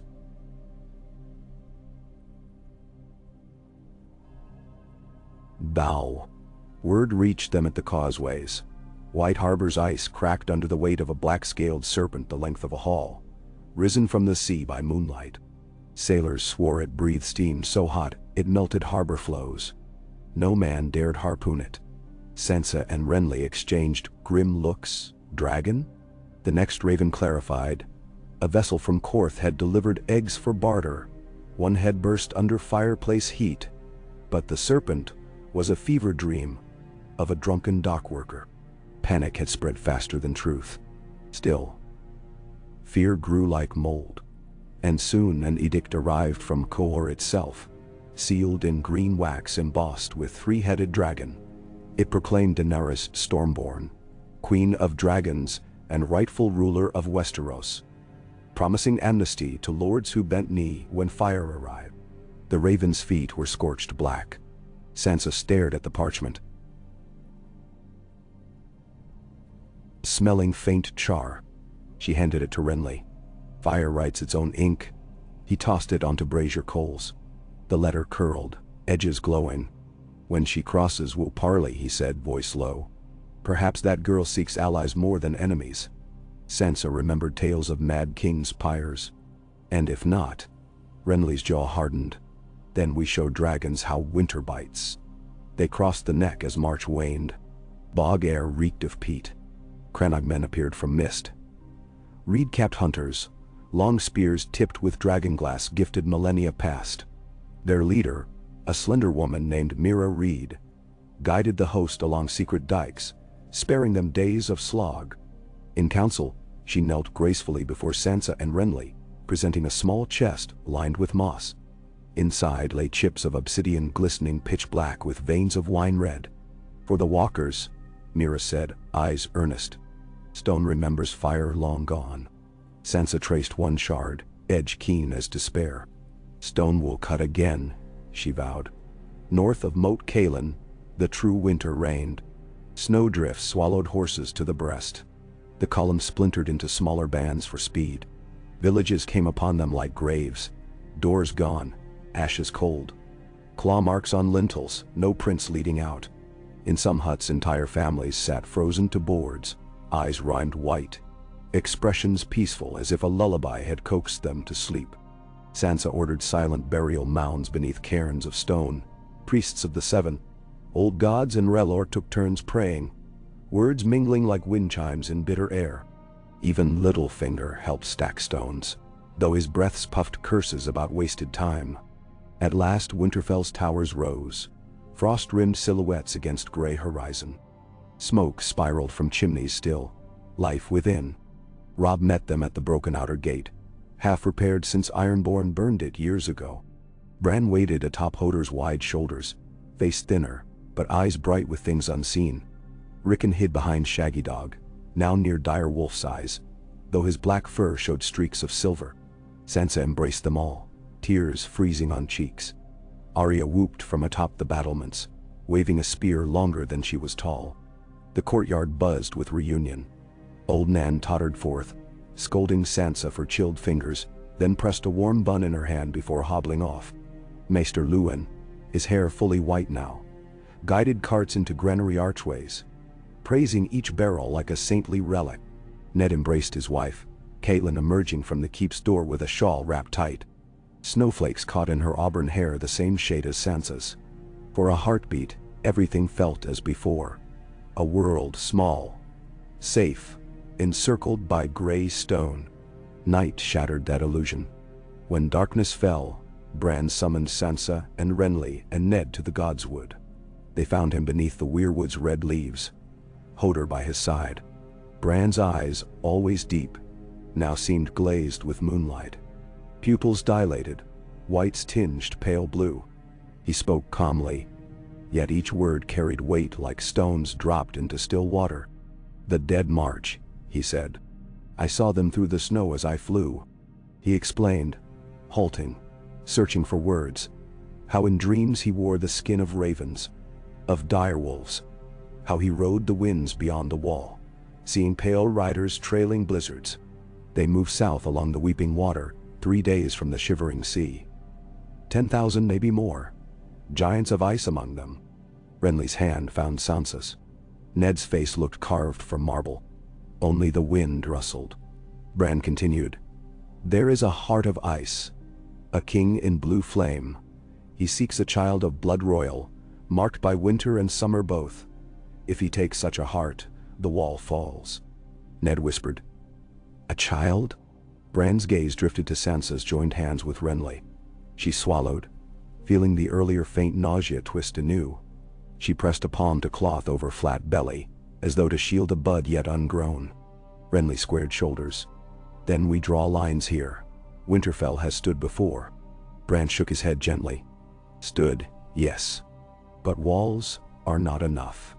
Fire and stone together, and steel sung in ancient spells." Then he lifted a small pouch. Inside, a handful of dragonglass arrowheads gleamed. But arrows alone cannot fell a storm. Bran's sightless stare seemed to pierce distances unseen. "You must seek the dragons, sister. Bring the queen across the sea. To fight the dark, not the living." Renly bristled. "Invite another claimant into our realm?" Bran looked up at him, a boy again, yet ageless. "Without them, all Thrummel. Even yours, my king." Silence hung heavy until Ned cleared throat. "We prepare defenses at the wall. Robb, gather every able smith. We forge spears tipped with this glass." He held one shard. "Renly, your grace. Send ravens to Stannis. Fleets must guard the narrow sea from other threats while we treat with dragons." He turned to Sansa. "And you, my daughter, must weigh a choice heavier than any crown." Sansa exhaled, frost plumes swirling. "I will go," she said, surprised by the steadiness of her voice. If the Dragon Queen can be swayed, she must hear more than ravens. Renly's protest died on lips. He clasped her hand tighter. "I ride with you." Bran smiled faintly. "Fire and bud. Storm and rose. Together, perhaps." Preparation spooled fast. A small party. Sansa, Renly, Sir Davos, Brienne, Mira Reed, and a dozen picked guards would sail from White Harbor if ice broke, else trek to Eastwatch where Stannis galleys waited. Melisandre, already north, would guide them across uncertain seas to Dragonstone, thence to Isle of Cedars where Daenerys reportedly assembled forces. The rest of the packed armies would converge on the Wall. Catelyn protested Sansa's departure, but Ned argued, "We cannot fight ice with swords alone." Arya volunteered to accompany. Sansa refused, pressing a kiss to her brow. Bran instructed Arya privately. Warging lessons, some whispered. Rickon demanded to fight. Robb promised him training with Maester Luwin's wooden buckler first. 3 nights later, horns wailed along the Wall. 3 blasts. Ravens arrived, ink blurring upon parchment. Eastwatch under assault by Whites. Stannis galleys aiding evacuees. The king's party left before dawn. White Harbor's ice had cracked under recent thaw. Channels open enough for Dromonds to nose through. Snow still fell, thick wet flakes clinging to rigging. The ship Windflower hoisted sail, a stag encircled by rows over Wolf's Head, stitched hastily but proudly. Small folk gathered on wharves, cheering though fear dimmed eyes. As the hull slipped from dock, Sansa stood at stern, fur collar framing face. Renly beside her, gloved fingers entwined with hers. She watched Winterfell's raven banner recede above town walls and whispered a promise to return. In her cloak pocket, Bran's dragonglass arrowhead pressed against her thigh, a shard colder than the air. The sea met them with gray swells. Windflower creaked, sails snapping. Gulls shrieked overhead, and farther, something deeper sounded, half growl, half roar. Sailors paused, eyes wide to horizon. Sansa felt the vibration in her bones. Not thunder. Wings, beating somewhere unseen beyond curtain of falling snow. Renly squeezed her hand, murmured, "Storm or dragon?"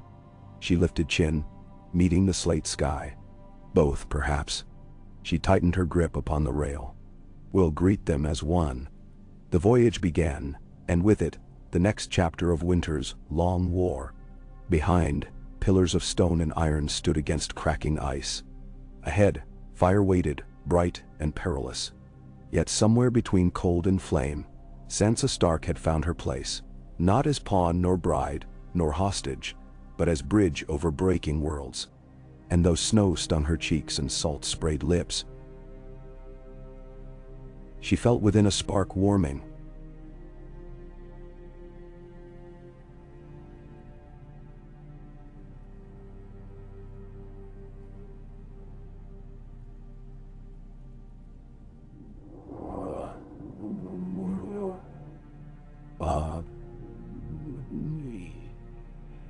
Hope, she thought, was neither summer nor winter.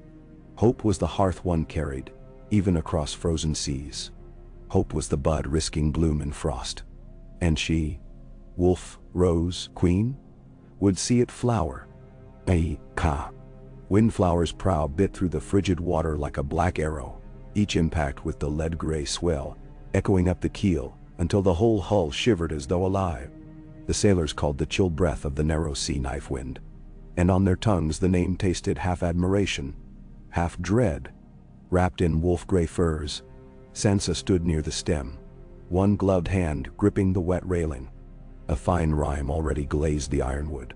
Every few heartbeats the vessel paused on the crest of a wave, the entire world tilting. Sky sheeted in pewter above, sea boiling pewter below, before it lunged again into the trough, and flung spray high enough to catch on the shrouds like scattered diamonds. Renly had insisted she remain below, but she could no longer bear the stuffy captain's cabin, with its constant creak and muffled shout of orders. Out here, at least, the cold felt honest. Beside her,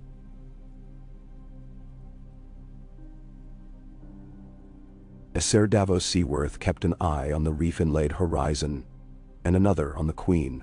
Salt crusted the smuggler's beard, and his missing fingertips had begun to purple from exposure despite the sealskin mitts he wore. "Storm's lifting," he muttered, when the battered sail snapped overhead like a cracked whip. "Still, I'll wager we take on ice by nightfall." Sansa nodded, though her thoughts strayed northward, back to Winterfell's Godswood where she had left Bran and Rickon, and farther still to the Wall, where a horn's third blast had sent ravens flapping like black snow into the sky. She pictured her father's face in fireglow, the lines that time and sorrow had carved growing deeper as he bent over maps of the gift. He had kissed her brow before dawn and said only, "Courage remembers." But courage felt thin here, stretched across leagues both of water and of doubt. A gull alighted on the rail. Feathers puffed against the cold. It cocked its head, bright eye studying her. Mira Reed had teased earlier that the greenseers might already be watching through any wing or fur they pleased. Sansa considered that now.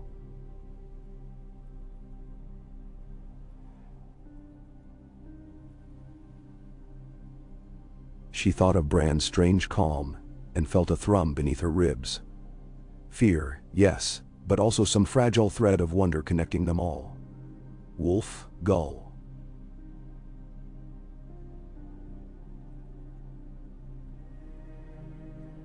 Below, the deck hatch banged open, and Brienne of Tarth emerged, helm under one arm.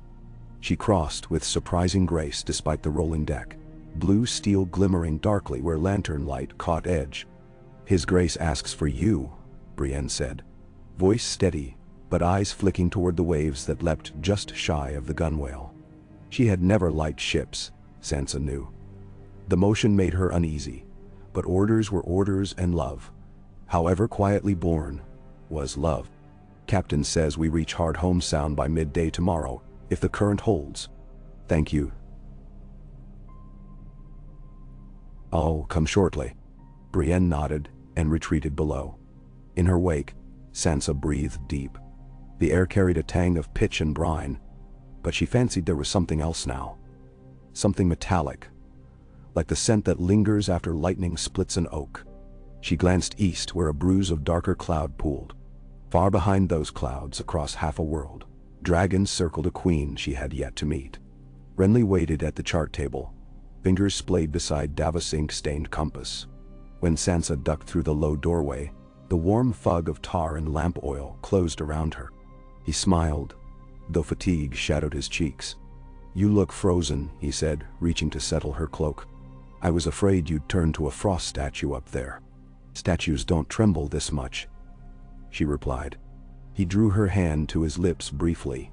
The gesture warmed her more than the cabin's brazier. Around them, crewmates murmured over knotted ropes and cracked yardarms. Renly indicated the spread of parchment weighted by dagger hilts. "Davos says currents shift sooner each morning. Some trick of the season. We may make Dragonstone in 6 days." His tone implied it might as well be 6 heartbeats or 6 lifetimes. Sansa traced the line the Onion Knight had plotted. White Harbor to Hard Home Sound, southeast past Sisterton, then hugging the coast of Massey's Hook. Beyond that, open sea to the volcanic spires of Dragonstone. From there, they hoped to find a Lyseni cog rumored to run smuggled goods to the Black Cliffs, goods that now included messages for Daenerys Stormborn. 6 days, she echoed. And then another fortnight sailing off the east wind. Renly exhaled. "Assuming we convinced Lord Stannis' captains to relinquish more than salted cod." He flicked a finger at colored beads marking fleet positions.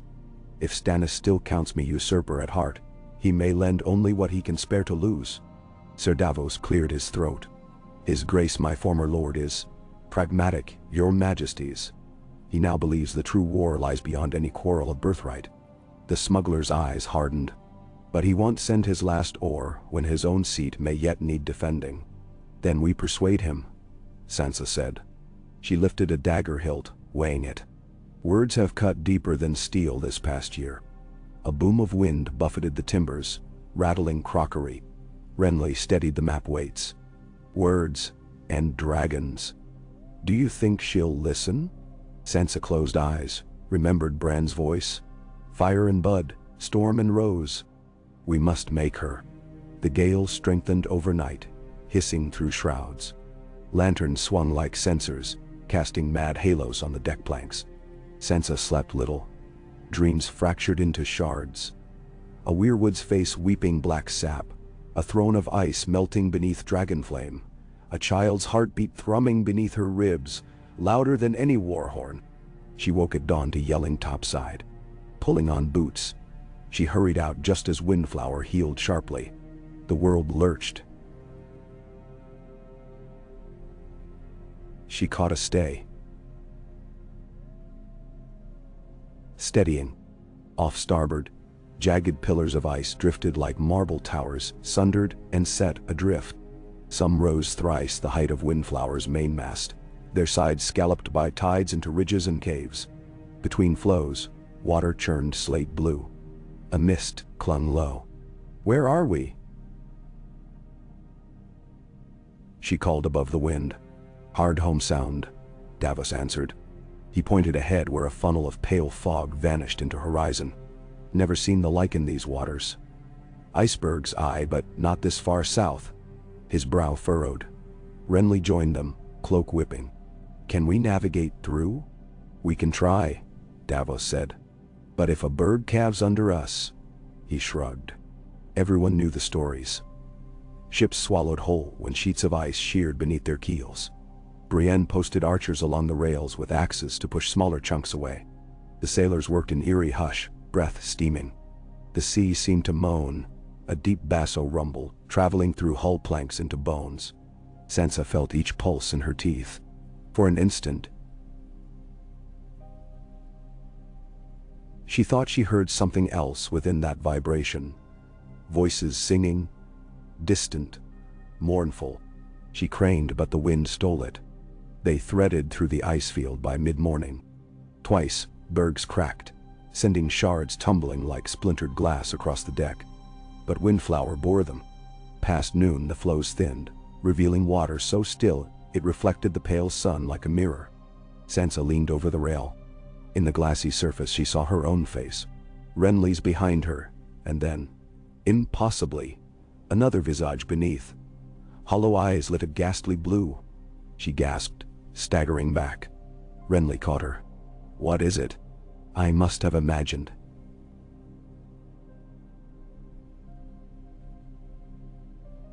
She whispered, swallowing fear.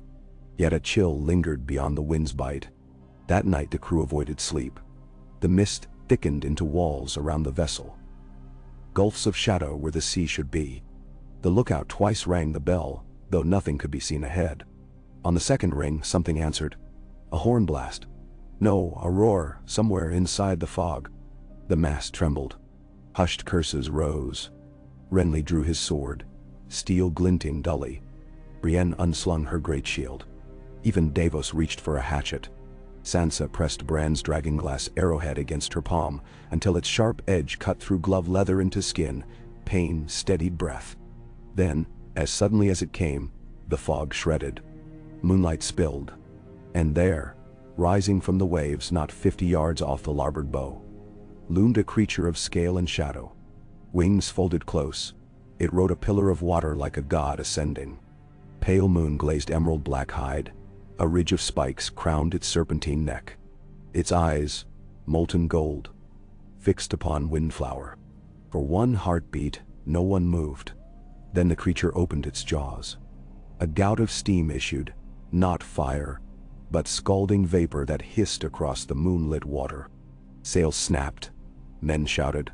The creature beat wings once, twice, and vaulted skyward, droplets cascading like diamonds.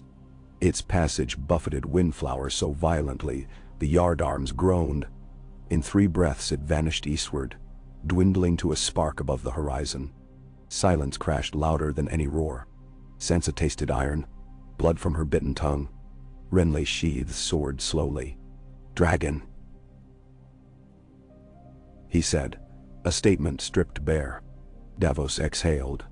"Bigger than any cormorant I've smuggled." Brienne wiped condensation from her brow. "It spared us. For now," Renly murmured. Gaze fixed where the beast had flown. "It flies patrol." Sansa shivered, not from cold. "Then the Queen of Dragons is nearer than 6 days." At dawn they reached an outcrop. 2 volcanic stacks thrusting from the sea like twin fangs, each crowned by a fortress of dark stone. Dragonstone. The larger keep's windows flickered with lantern fire. Smoke drifted from a dragon's maw chimney. Stannis' banner, a heart of fire, snapped from the highest turret. but beneath it fluttered another cloth newly sewn. A direwolf entwined with a stag. Renly's and Sansa's sigils fused. Progress, perhaps. Longboats ferried them ashore. The surf roared up basalt steps carved centuries past by Valyrian masons. Rooks wheeled overhead. Melisandre waited at the landing, red silks stirring though wind had stilled. Brienne tensed, but the Red Woman merely bowed. Her gaze rested on Sansa, lingered lower to her abdomen as though she saw within. "The Lord's light brightens," she murmured. "Winter's seed quickens." Sansa flushed, but held voice. Renly stepped between them. "Lady Melisandre, has my lord brother readied the fleet? Half sails at anchor, half pursue raiders along Massey's coast." She smiled, but his ears are open. They climbed to the hall of painted table, its great carved map of Westeros stretching beneath black iron chandeliers. Stannis awaited, jaw a granite line, sword Dawnbringer across knees. Beside him stood a tall woman cloaked in gold and white. Asha Greyjoy, now styling herself Princess of Pike since peace with the North. Her eyes flicked to Sansa. Sea storm meeting snowstorm. But no greeting came. Sansa inclined her head politely. The faint throbbing at her temples steadied as she took in Stannis. Leaner? Older, yet no less iron. "Your Grace," she began, voice level despite the vast echo of the chamber. "We come to ask what price your ships command." Stannis raised an eyebrow. "Price? I have already pledged hull and blade." Renly crossed to the painted table, resting palm atop the reach. "Your captains say otherwise. They ration sailcloth like miser's grain while winter grows. You would have me strip Dragonstone of defense? We'd have you save the realm," Sansa said. Her tone rang off stone rafters. All eyes turned. Even Asha appeared bemused. Sansa met Stannis' glare without blinking. A tide of ice marches past the weeping water. "If we fail to unite, frozen corpses will gnaw at the gates of Storm's End and Dragonstone alike. And dragons do not wait for hostages. They devour." Stannis' stare was implacable. Until Davos stepped forward. "Your Grace," the smuggler implored quietly. "I sailed with them through a field of ice that should not exist. I saw a dragon with my own eyes, big as a war galley. The war we argued over crowns is ash. The war ahead is frost and flame." For a long moment, no one breathed. Then Stannis sheathed Dawnbringer and rose. "You will have my fleet." His voice cracked like a banner snapping. "Every hull, every oar." He fixed Renly with tired, bleak affection. "Not for you, brother. For the realm Robert left us to defend." Relief washed Sansa cold, then hot. She inclined her head. "Our thanks." Yet, Stannis wasn't done. He faced Sansa now. "But a ship sails both ways. If dragons cross, flame alone may not hold back winter. You," he pointed a gauntleted finger, "will sail to her." "I intend to. Not as messenger only." Stannis stepped closer. The firelight caught new scars along his cheek. Souvenirs of some recent skirmish. Melisandre's flames show a queen of snow and summer bridging storm and blood. "You are that bridge. Bend knee to Daenerys Targaryen on my behalf, on all our behalves, and pledge that this kingdom stands with her. Make her part of our pact before she torches it." The command stunned even Renly. "You ask my queen to yield?" "It is no yielding," Sansa answered first, surprise molding into understanding. "It is marriage of cause." She looked to Renly, then to Davos, Brienne, even Asha's guarded gaze. "The pact endures only if all houses share its weight. Dragons must be bound by loyalty as wolves by honor. I will speak for both." Renly's jaw worked. Slowly he nodded. "Then we journey together." Stannis shook his head. "No. Your place remains in Winterfell's shadow. Rally the Reach Baratheon and Riverlords south of the Wall. If she refuses alliance, someone must still hold these shores against her." It was truth none wished to voice. Renly swallowed and turned to Sansa. "I will not command you stay. And I will not leave you lightly." She brushed fingertips across his. "But this child," she said softly, "though few could hear, deserves a future free of endless war." His eyes widened, then softened. He kissed her knuckles. Then fly, my love. Bring fire to our side." 3 days later, a small carrack named Maiden's Mercy cut eastward under red-striped sails. Stannis' fastest runner, now bearing Sansa, Davos, Brienne, Mira, Melisandre, and a hand-picked crew. Renly stood atop Dragonstone's seawall to watch her depart. His silhouette, backlit by dawn, shrank until sea spray obscured it.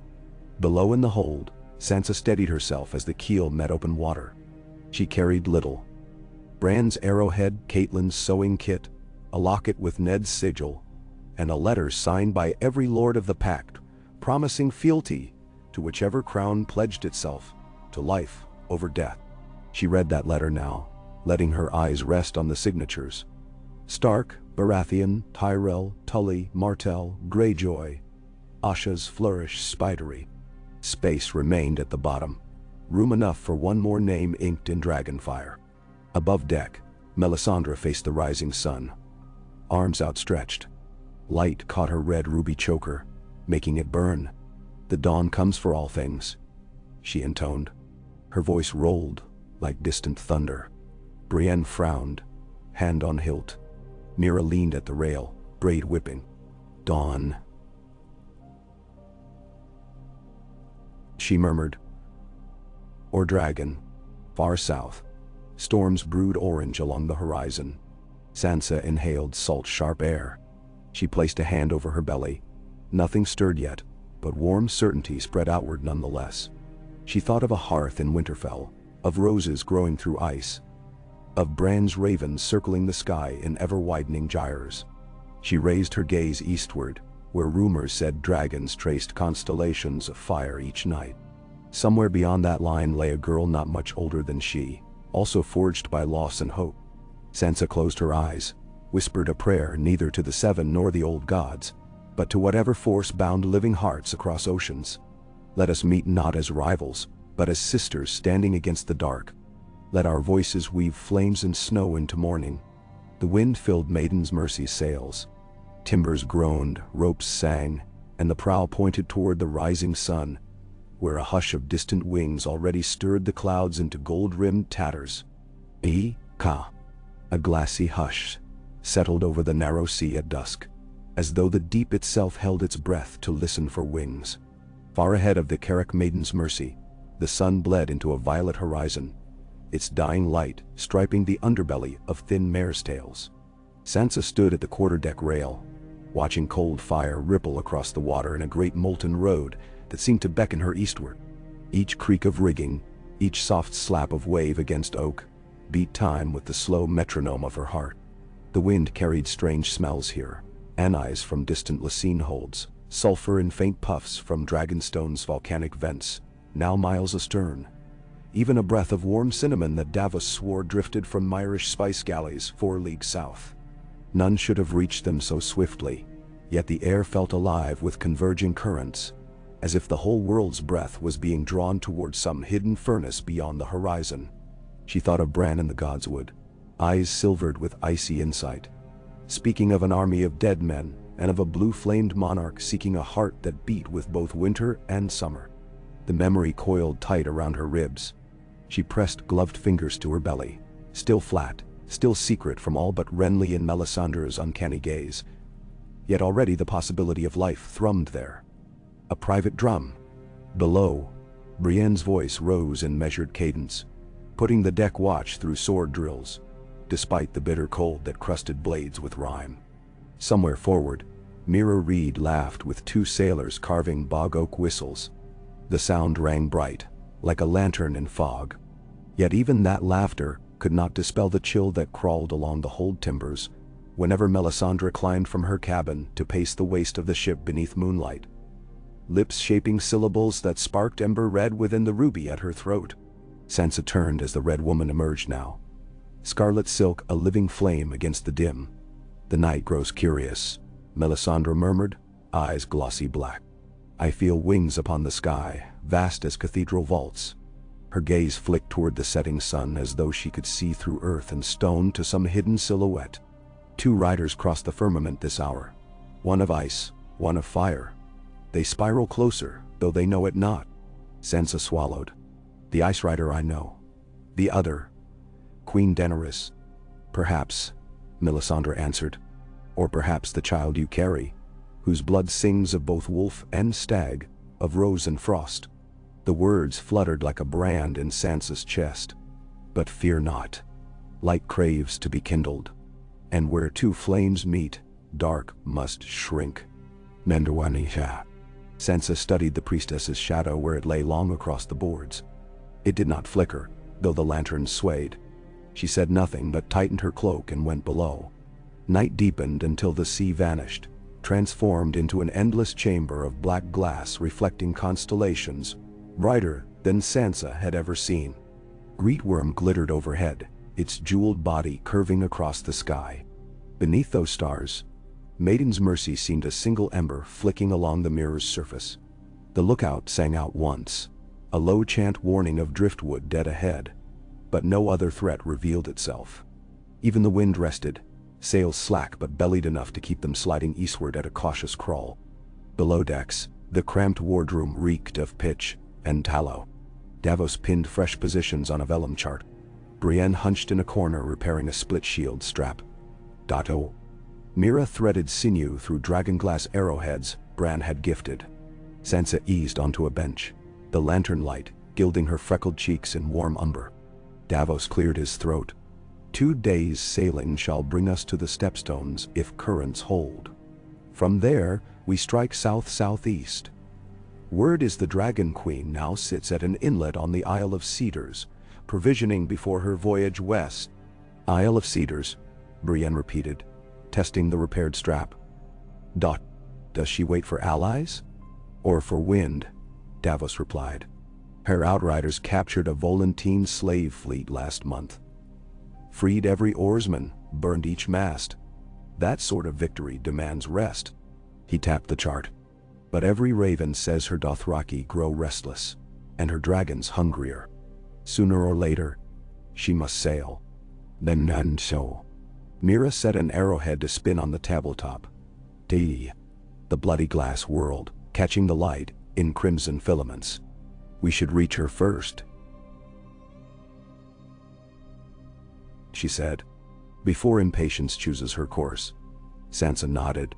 Then our words must outweigh her dragons. Brienne sheathed her dagger. Your words hold the realm together already, Your Grace, she said, voice gentle. They will hold one more queen. Before Sansa could answer, a boom reverberated through the hull. Deep, sonorous, like a distant drum. The lantern shook. Davos sprang upright. Not thunder, he muttered. Another boom sounded, then a third. Closer, rolling underfoot in a series of low tremors. Brienne's hand found her sword. They rushed up the ladder. The night sky to the southeast pulsed orange, as if a second sunset flared below the horizon. Giant embers lifted on hot drafts, swirling into the starlight. At the heart of that glow, a squat silhouette rose above the waves. A merchant cog, mast shattered, engulfed in sheets of green fire. Wildfire. It hissed and roared with equal fury, vomiting plumes of emerald across the water's surface. Seven save us, Davos breathed. Wildfire at sea. Sailors scrambled, hauling yardarms to tack them clear. But the current drew them toward the burning wreck. The air heated, reeking of pine tar and roasted kelp. Sansa covered her mouth. Flames crackled like breaking bones, spraying sparks that hung in the windless dark before drifting down in sinister meteors. On the blazing deck of the distant cog, figures writhed, silhouettes consumed in jade tongues. One man flung himself overboard, splashing into waters already fouled by floating slicks of the stuff.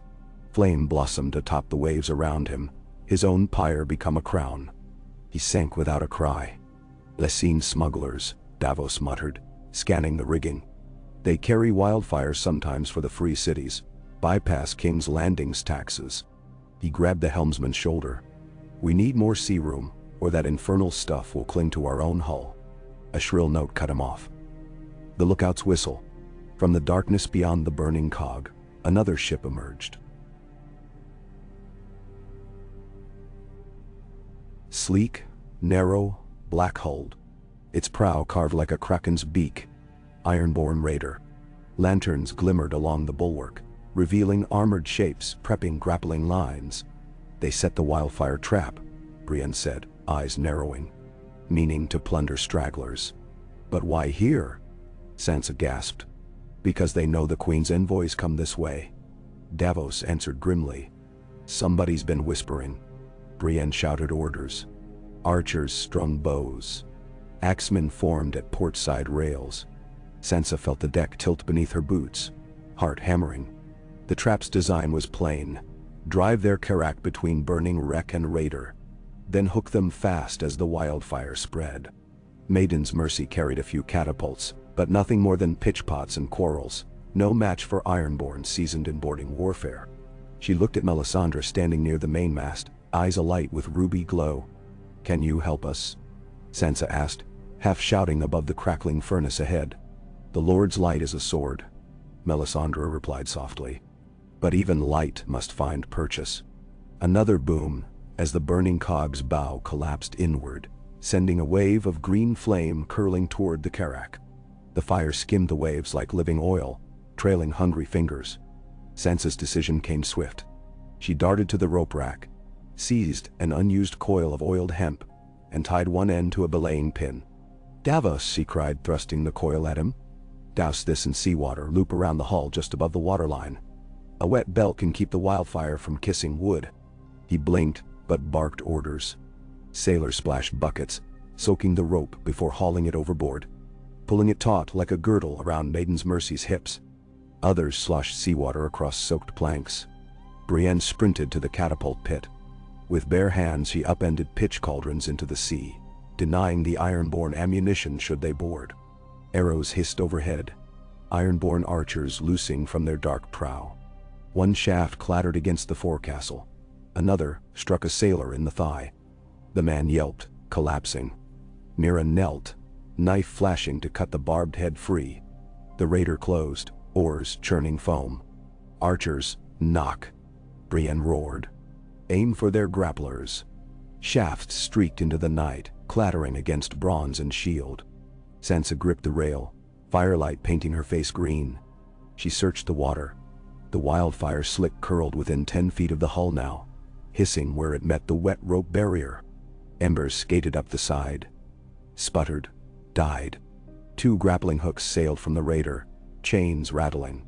One caught the mizzen shroud. Brienne swiped it off with a sweeping chop that sheared through link and wood alike. The second found purchase near the bow. Ironborn reeved the chain, drawing the ships together. Melisandre raised her hands. The ruby flashed, once, twice. A ripping noise like parchment, then a bloom of crimson fire burst along the grappling chain, racing toward the raider. It reached their railing and exploded in a shower of sparks, forcing the Ironborn to leap back. The chain fell, glowing hot, into the sea. But the raider had momentum. It slewed alongside. Hulls smashing. Ironborn hurled axes. One lodged in Brienne's shield. She staggered, then bellowed and drove her longsword through the first boarder's mail, hurling the body over. Sansa ducked as a reaver vaulted the rail. Steel flashed. Mira cracked him across the temple with her dragon-glass-weighted bow, dropping him. Another pirate lunged for Sansa, breath rank. She flinched, and Davos blocked the blow with a deck hook, hooking the man's ankle, yanking him across the wet planks.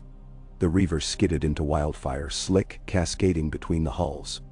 Green tongues sprang up around him, devouring screams. Smoke thickened. Sparks rained. Sansa choked, eyes watering. She could not fight like Brienne, nor conjure flame like Melisandre. But she could rally.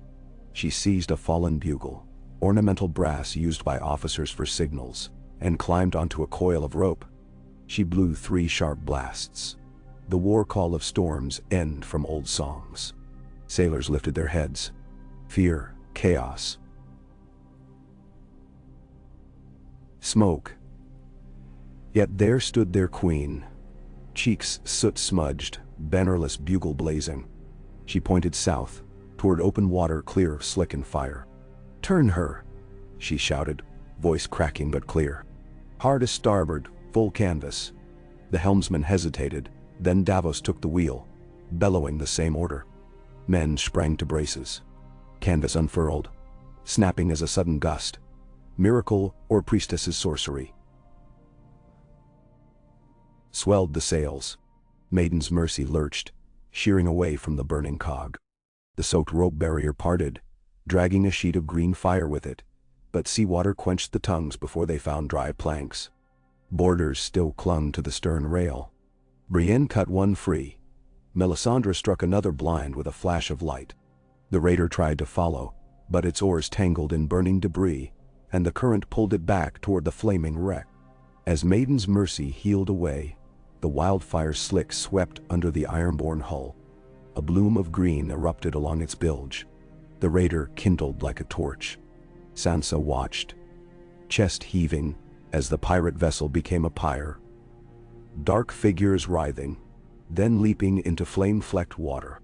Distant screams shredded the night until only the hiss of cooling embers remained. By dawn, Maiden's Mercy sailed alone on a flat, ash-dotted sea. The crew worked silently to scrape lingering naphtha from the hull.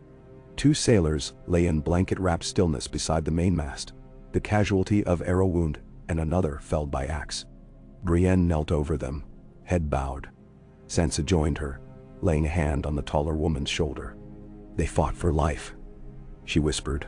Brienne nodded, tears unshed but glimmering. Melisandre tended the wounded on a makeshift dais, fashioned from crates. She murmured soft Valyrian phrases as she pressed hot cloths steeped in pungent herbs to ragged cuts. Some sailors eyed her uneasily, yet none refused her care. Davos approached Sansa, hat in hand. "Your blast of that bugle." He chuckled, rough with smoke. Never seen men move so quick. Then his smile faded. Ironborn this far east. Someone feeds them good coin. Or promises the world if winter takes the rest. Sansa rubbed her arms. "But we survived. That must mean something." "It means your mission's too important for drowning," Davos said. He looked at the horizon where distant gulls wheeled. "There. See the specks? That's Cedar's coast birds. By nightfall we drop anchor." Her pulse fluttered. Nightfall. She glanced toward the priestess. Melisandre met her eyes across the deck, nodding once as if a silent vow. The Isle of Cedars rose from the sea like a sleeping lion. Low hills clad in evergreen, ringed by white sand coves and jagged basalt outcrops. Smoke streams coiled above the eastern spit. As Maiden's Mercy rounded a headland, the cove unfolded. Hundreds of tents in concentric circles, striped Dothraki pavilions, swaying woven grass yurts, wooden barracks flying 3-headed dragon banners. Ships of many shapes anchored offshore. Volantine Tark ships, Braavosi triremes repainted black. Even a battered war galley still bearing the faint outline of a slave galleon's broken chain. And 2 dragons. They prowled the sky like living storms.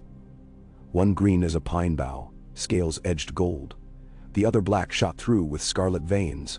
Their wings boomed as they circled the beaches, occasionally diving to snatch razor-toothed fish from surf or to scorch driftwood into instant bonfires that camp followers rushed to harvest for hot coals.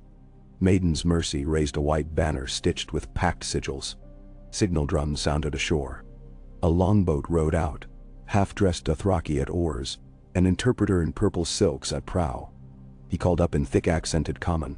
"Envoys of Stark Rose Stag are expected. Land is here beach." He gestured to a shallows free of rocks. As Sansa stepped into the bobbing boat, dragon shadows passed overhead, darkening the sun. She forced her chin high, breath steady. Beside her, Brienne gripped sword hilt. Davos crossed himself in the sailor's gesture to the mother. Mira squinted keenly. Melisandre's ruby burned bright. The surf hissed around Sansa's boots as she waded onto the sand. Heat shimmered from dragonfire-blackened rocks. The interpreter beckoned. They followed a winding path through rows of pavilions. Dothraki warriors paused to stare. Some narrowing eyes, others nodding respectful acknowledgement. Freedmen of many tongues bustled carrying amphorae, netting, bolts of sailcloth. Over all hung the scent of spiced goat stew and singed cedar. The central pavilion towered like a crimson tower stitched with silver thread, sigil of House Targaryen writ large. Three-headed dragon, wings spread. Outside stood a woman in dark armor of dragon-scale leather, silver hair in a braid looped over one shoulder.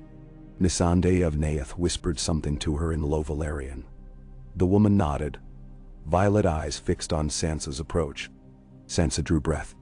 Denry Stormborn, breaker of chains, mother of dragons, looked younger than rumor but carried herself like a blade unsheathed.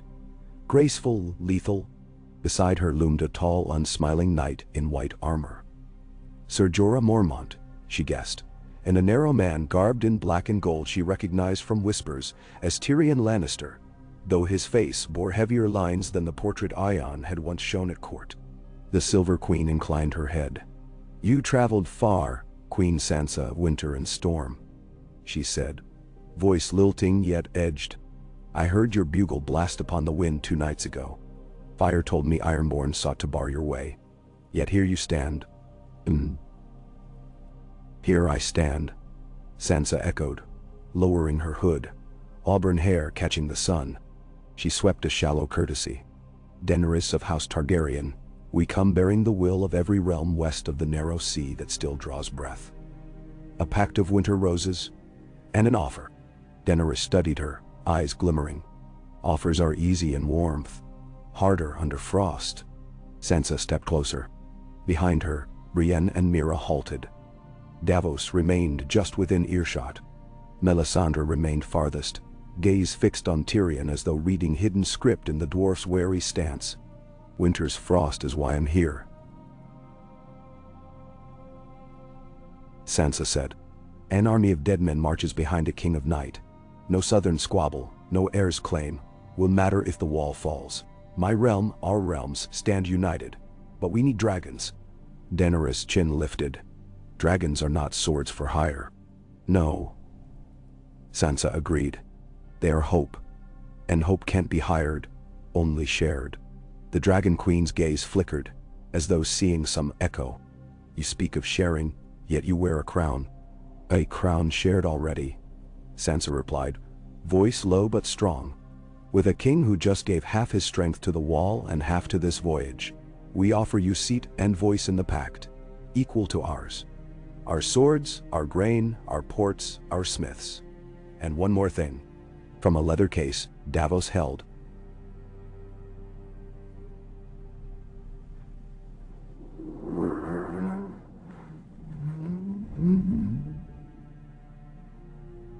parchment, crisp.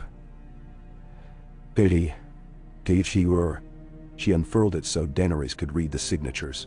"All these houses bend knee to the pact, on the condition that the fire that once burned them becomes the fire that warms them now." Tyrion stepped forward, brows raising as he scanned. "Hells," he muttered. "Father would choke on his wine." Daenerys read in silence. Then she looked up, eyes softer. "Where's your consort?" "He rallies the south." Sansa's heart squeezed. "He sends trust instead of armies." "You trust me because you must," Daenerys said. "Because we choose to," Sansa corrected. "I know what it costs to choose trust after betrayal.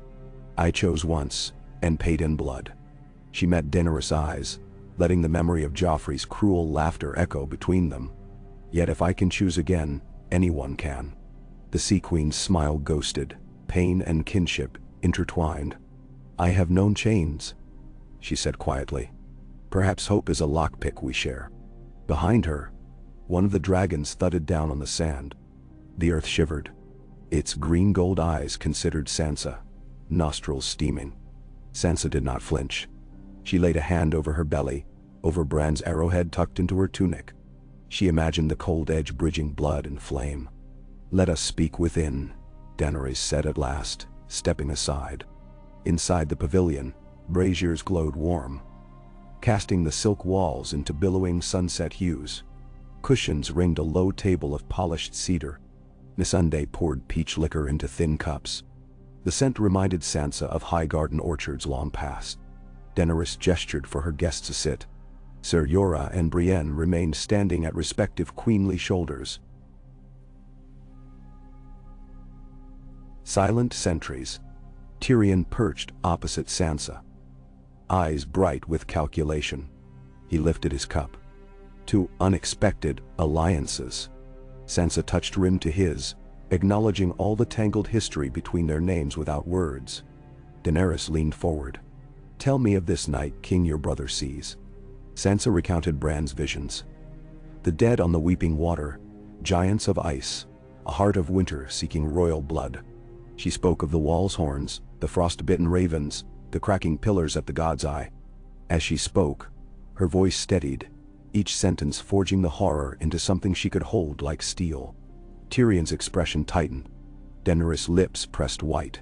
Ser Jorah crossed arms, knuckles blanching. When Sansa finished, silence filled the pavilion but for Brazier's hiss. At length, Daenerys rose. She crossed to a bronze brazier, reached, and closed bare fingers around a glowing coal. Gasps burst, even Melisandre's eyes widened. Smoke curled around Daenerys' hand, yet burned nothing. She held the ember a moment, then set it back. Fire can wound or warm, she said. Voice calm. Ice only kills. She returned to the cushions. You offer port, grain, swords. I offer dragons. But dragons alone cannot win a war of winter. We must weave all strengths. Then Sansa exhaled. Relief, hope, still edged by fear. Then we weave. Tyrion leaned back. Weave, aye. But we must do so quickly. My little birds tell of Euron Greyjoy massing his new forged fleet off Fair Isle, eager to claim any prize if dragons and the dead weaken us. His gaze cut to Sansa. And my dear sister Cersei sends envoys to Pentos, promising trading rights in a realm ruled by Lannister queendom if the free cities help her contain Daenerys. Contain? Daenerys' eyebrows arched. She has no idea. Oh, she has ideas, Tyrion said grim. A mountain of them, built on broken men. Sansa steepled fingers. Then we must break her mountains before winter grants her shelter. Daenerys regarded her. Would your king yield his seat for peace? Renly's face flickered in Sansa's mind. Kind, weary, determined. He would yield his pride. The seat is only wood and iron. Daenerys nodded slowly. Perhaps we forge a new throne altogether. She stood, palm resting on hilt of a curved dagger at her belt. Come, I will show you why we sail no farther yet. They stepped outside. The air had warmed. Ocean breezes licked the cedar hillsides. Dragons hummed overhead, one shadow sweeping across the encampment like a living eclipse. Daenerys led them beyond the last row of tents, to a hollow in the dunes where a wide pit had been excavated. In it lay stacks of obsidian, black glass mined from Dragonstone's throat, chipped into spearheads, sword blanks, arrow shafts.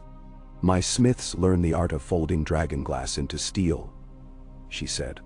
Valyrian scrolls call it dark song forging.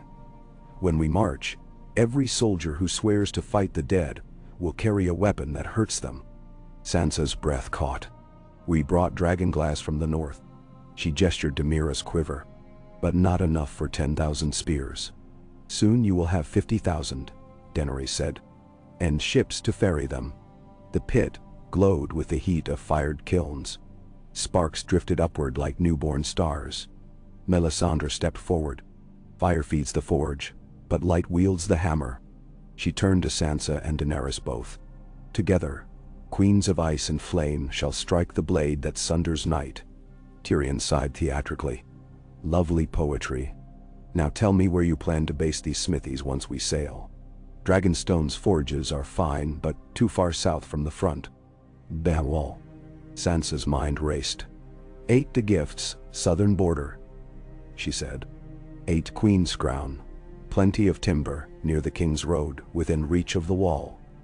We can extend the rail spur Rob's builders started. Daenerys' smile held iron. Then Queen's Crown it is. Agreement sparkled in the air, fragile yet potent. Around them, Campfires flared as Dothraki lit evening meals. The dragons perched upon cedar ridges, their silhouettes against the reddening sky like ancient runes. Sansa felt the weight of miles behind her, of frost ahead, and for the first time the scales of dread and hope balanced. She thought of Renly waiting beneath Winterfell's stone sky, of Bran's ravens wheeling over the heart tree, of unborn life kicking one day beneath her ribs. She looked at Daenerys, who gazed north as though seeing beyond the curvature of the world. "One thing more," Sansa said softly. Daenerys met her eyes. "When we face the Night King, we face him as sisters, equal. No thrones above, no crowns alone. We decide the realm's shape together afterward." Daenerys considered, violet eyes reflecting camplight. Then she extended her hand. "Sisters, then." Sansa clasped it. "Warm. You. Daddy." In the distance, a horn sounded once. Low, mournful. From a Volantene galley slipping into harbor. Above, the dragons lifted their wings, beating in unison until sand rattled. Night fell fully, but two queens stood beneath its cloak, weaving a pact not of roses or wolves or dragons, but of dawn yet unseen. Throughout that night, tents hummed with furious planning. Maps unrolled across cedar tables, ink drying into new alliances. Tyrion and Davos argued shipping routes. Mira shared Bogdyke scouts' paths with Dothraki Kos. Brienne sparred with Ser Jorah, trading forms to integrate unsullied discipline with Northman ferocity. Melisandre and Daenerys studied the red comet still faint on the world's edge, reading omens in its tail. And Sansa wrote letters. Quill scratched until the candle guttered low. One to Renly, sealed with both their sigils entwined. One to Arya, reminding her to smile even in snow.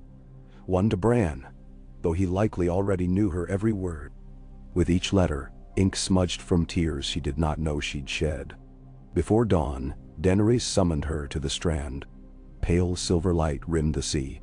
The black and scarlet dragon crouched there, wings mantled. Its nostrils steamed, eyes mirrored dawn's first blush. "His name is Drogon," Daenerys said. "You must learn to trust him as I do." Sansa approached, heart hammering. The massive head swung, breath hot as forge heat. She lifted a hand. Drogon's snout met her palm. Scales like folded iron, warm and pulsing. Her spine tingled. Within that dragon's furnace she felt echoes of the wildfire trap, of Winterfell's hearth, of Bran's arrowhead's cold flame, and something else. The promise of dawn's first fire peeling back endless shadow. A hush settled. She met Daenerys' gaze. No titles, no thrones. Only allies forging light.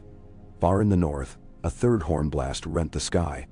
Its echo carried faint even here, like thunder over distant hills. Sansa and Daenerys both turned their heads hearing it, knowing what it meant. Drogon rumbled low. "It begins," Sansa whispered. "It begins," Daenerys agreed. They looked east one last time, toward sunrise, and then together toward the north, where winter's mouth opened wide. And hand in hand, they planned how best to feed it fire.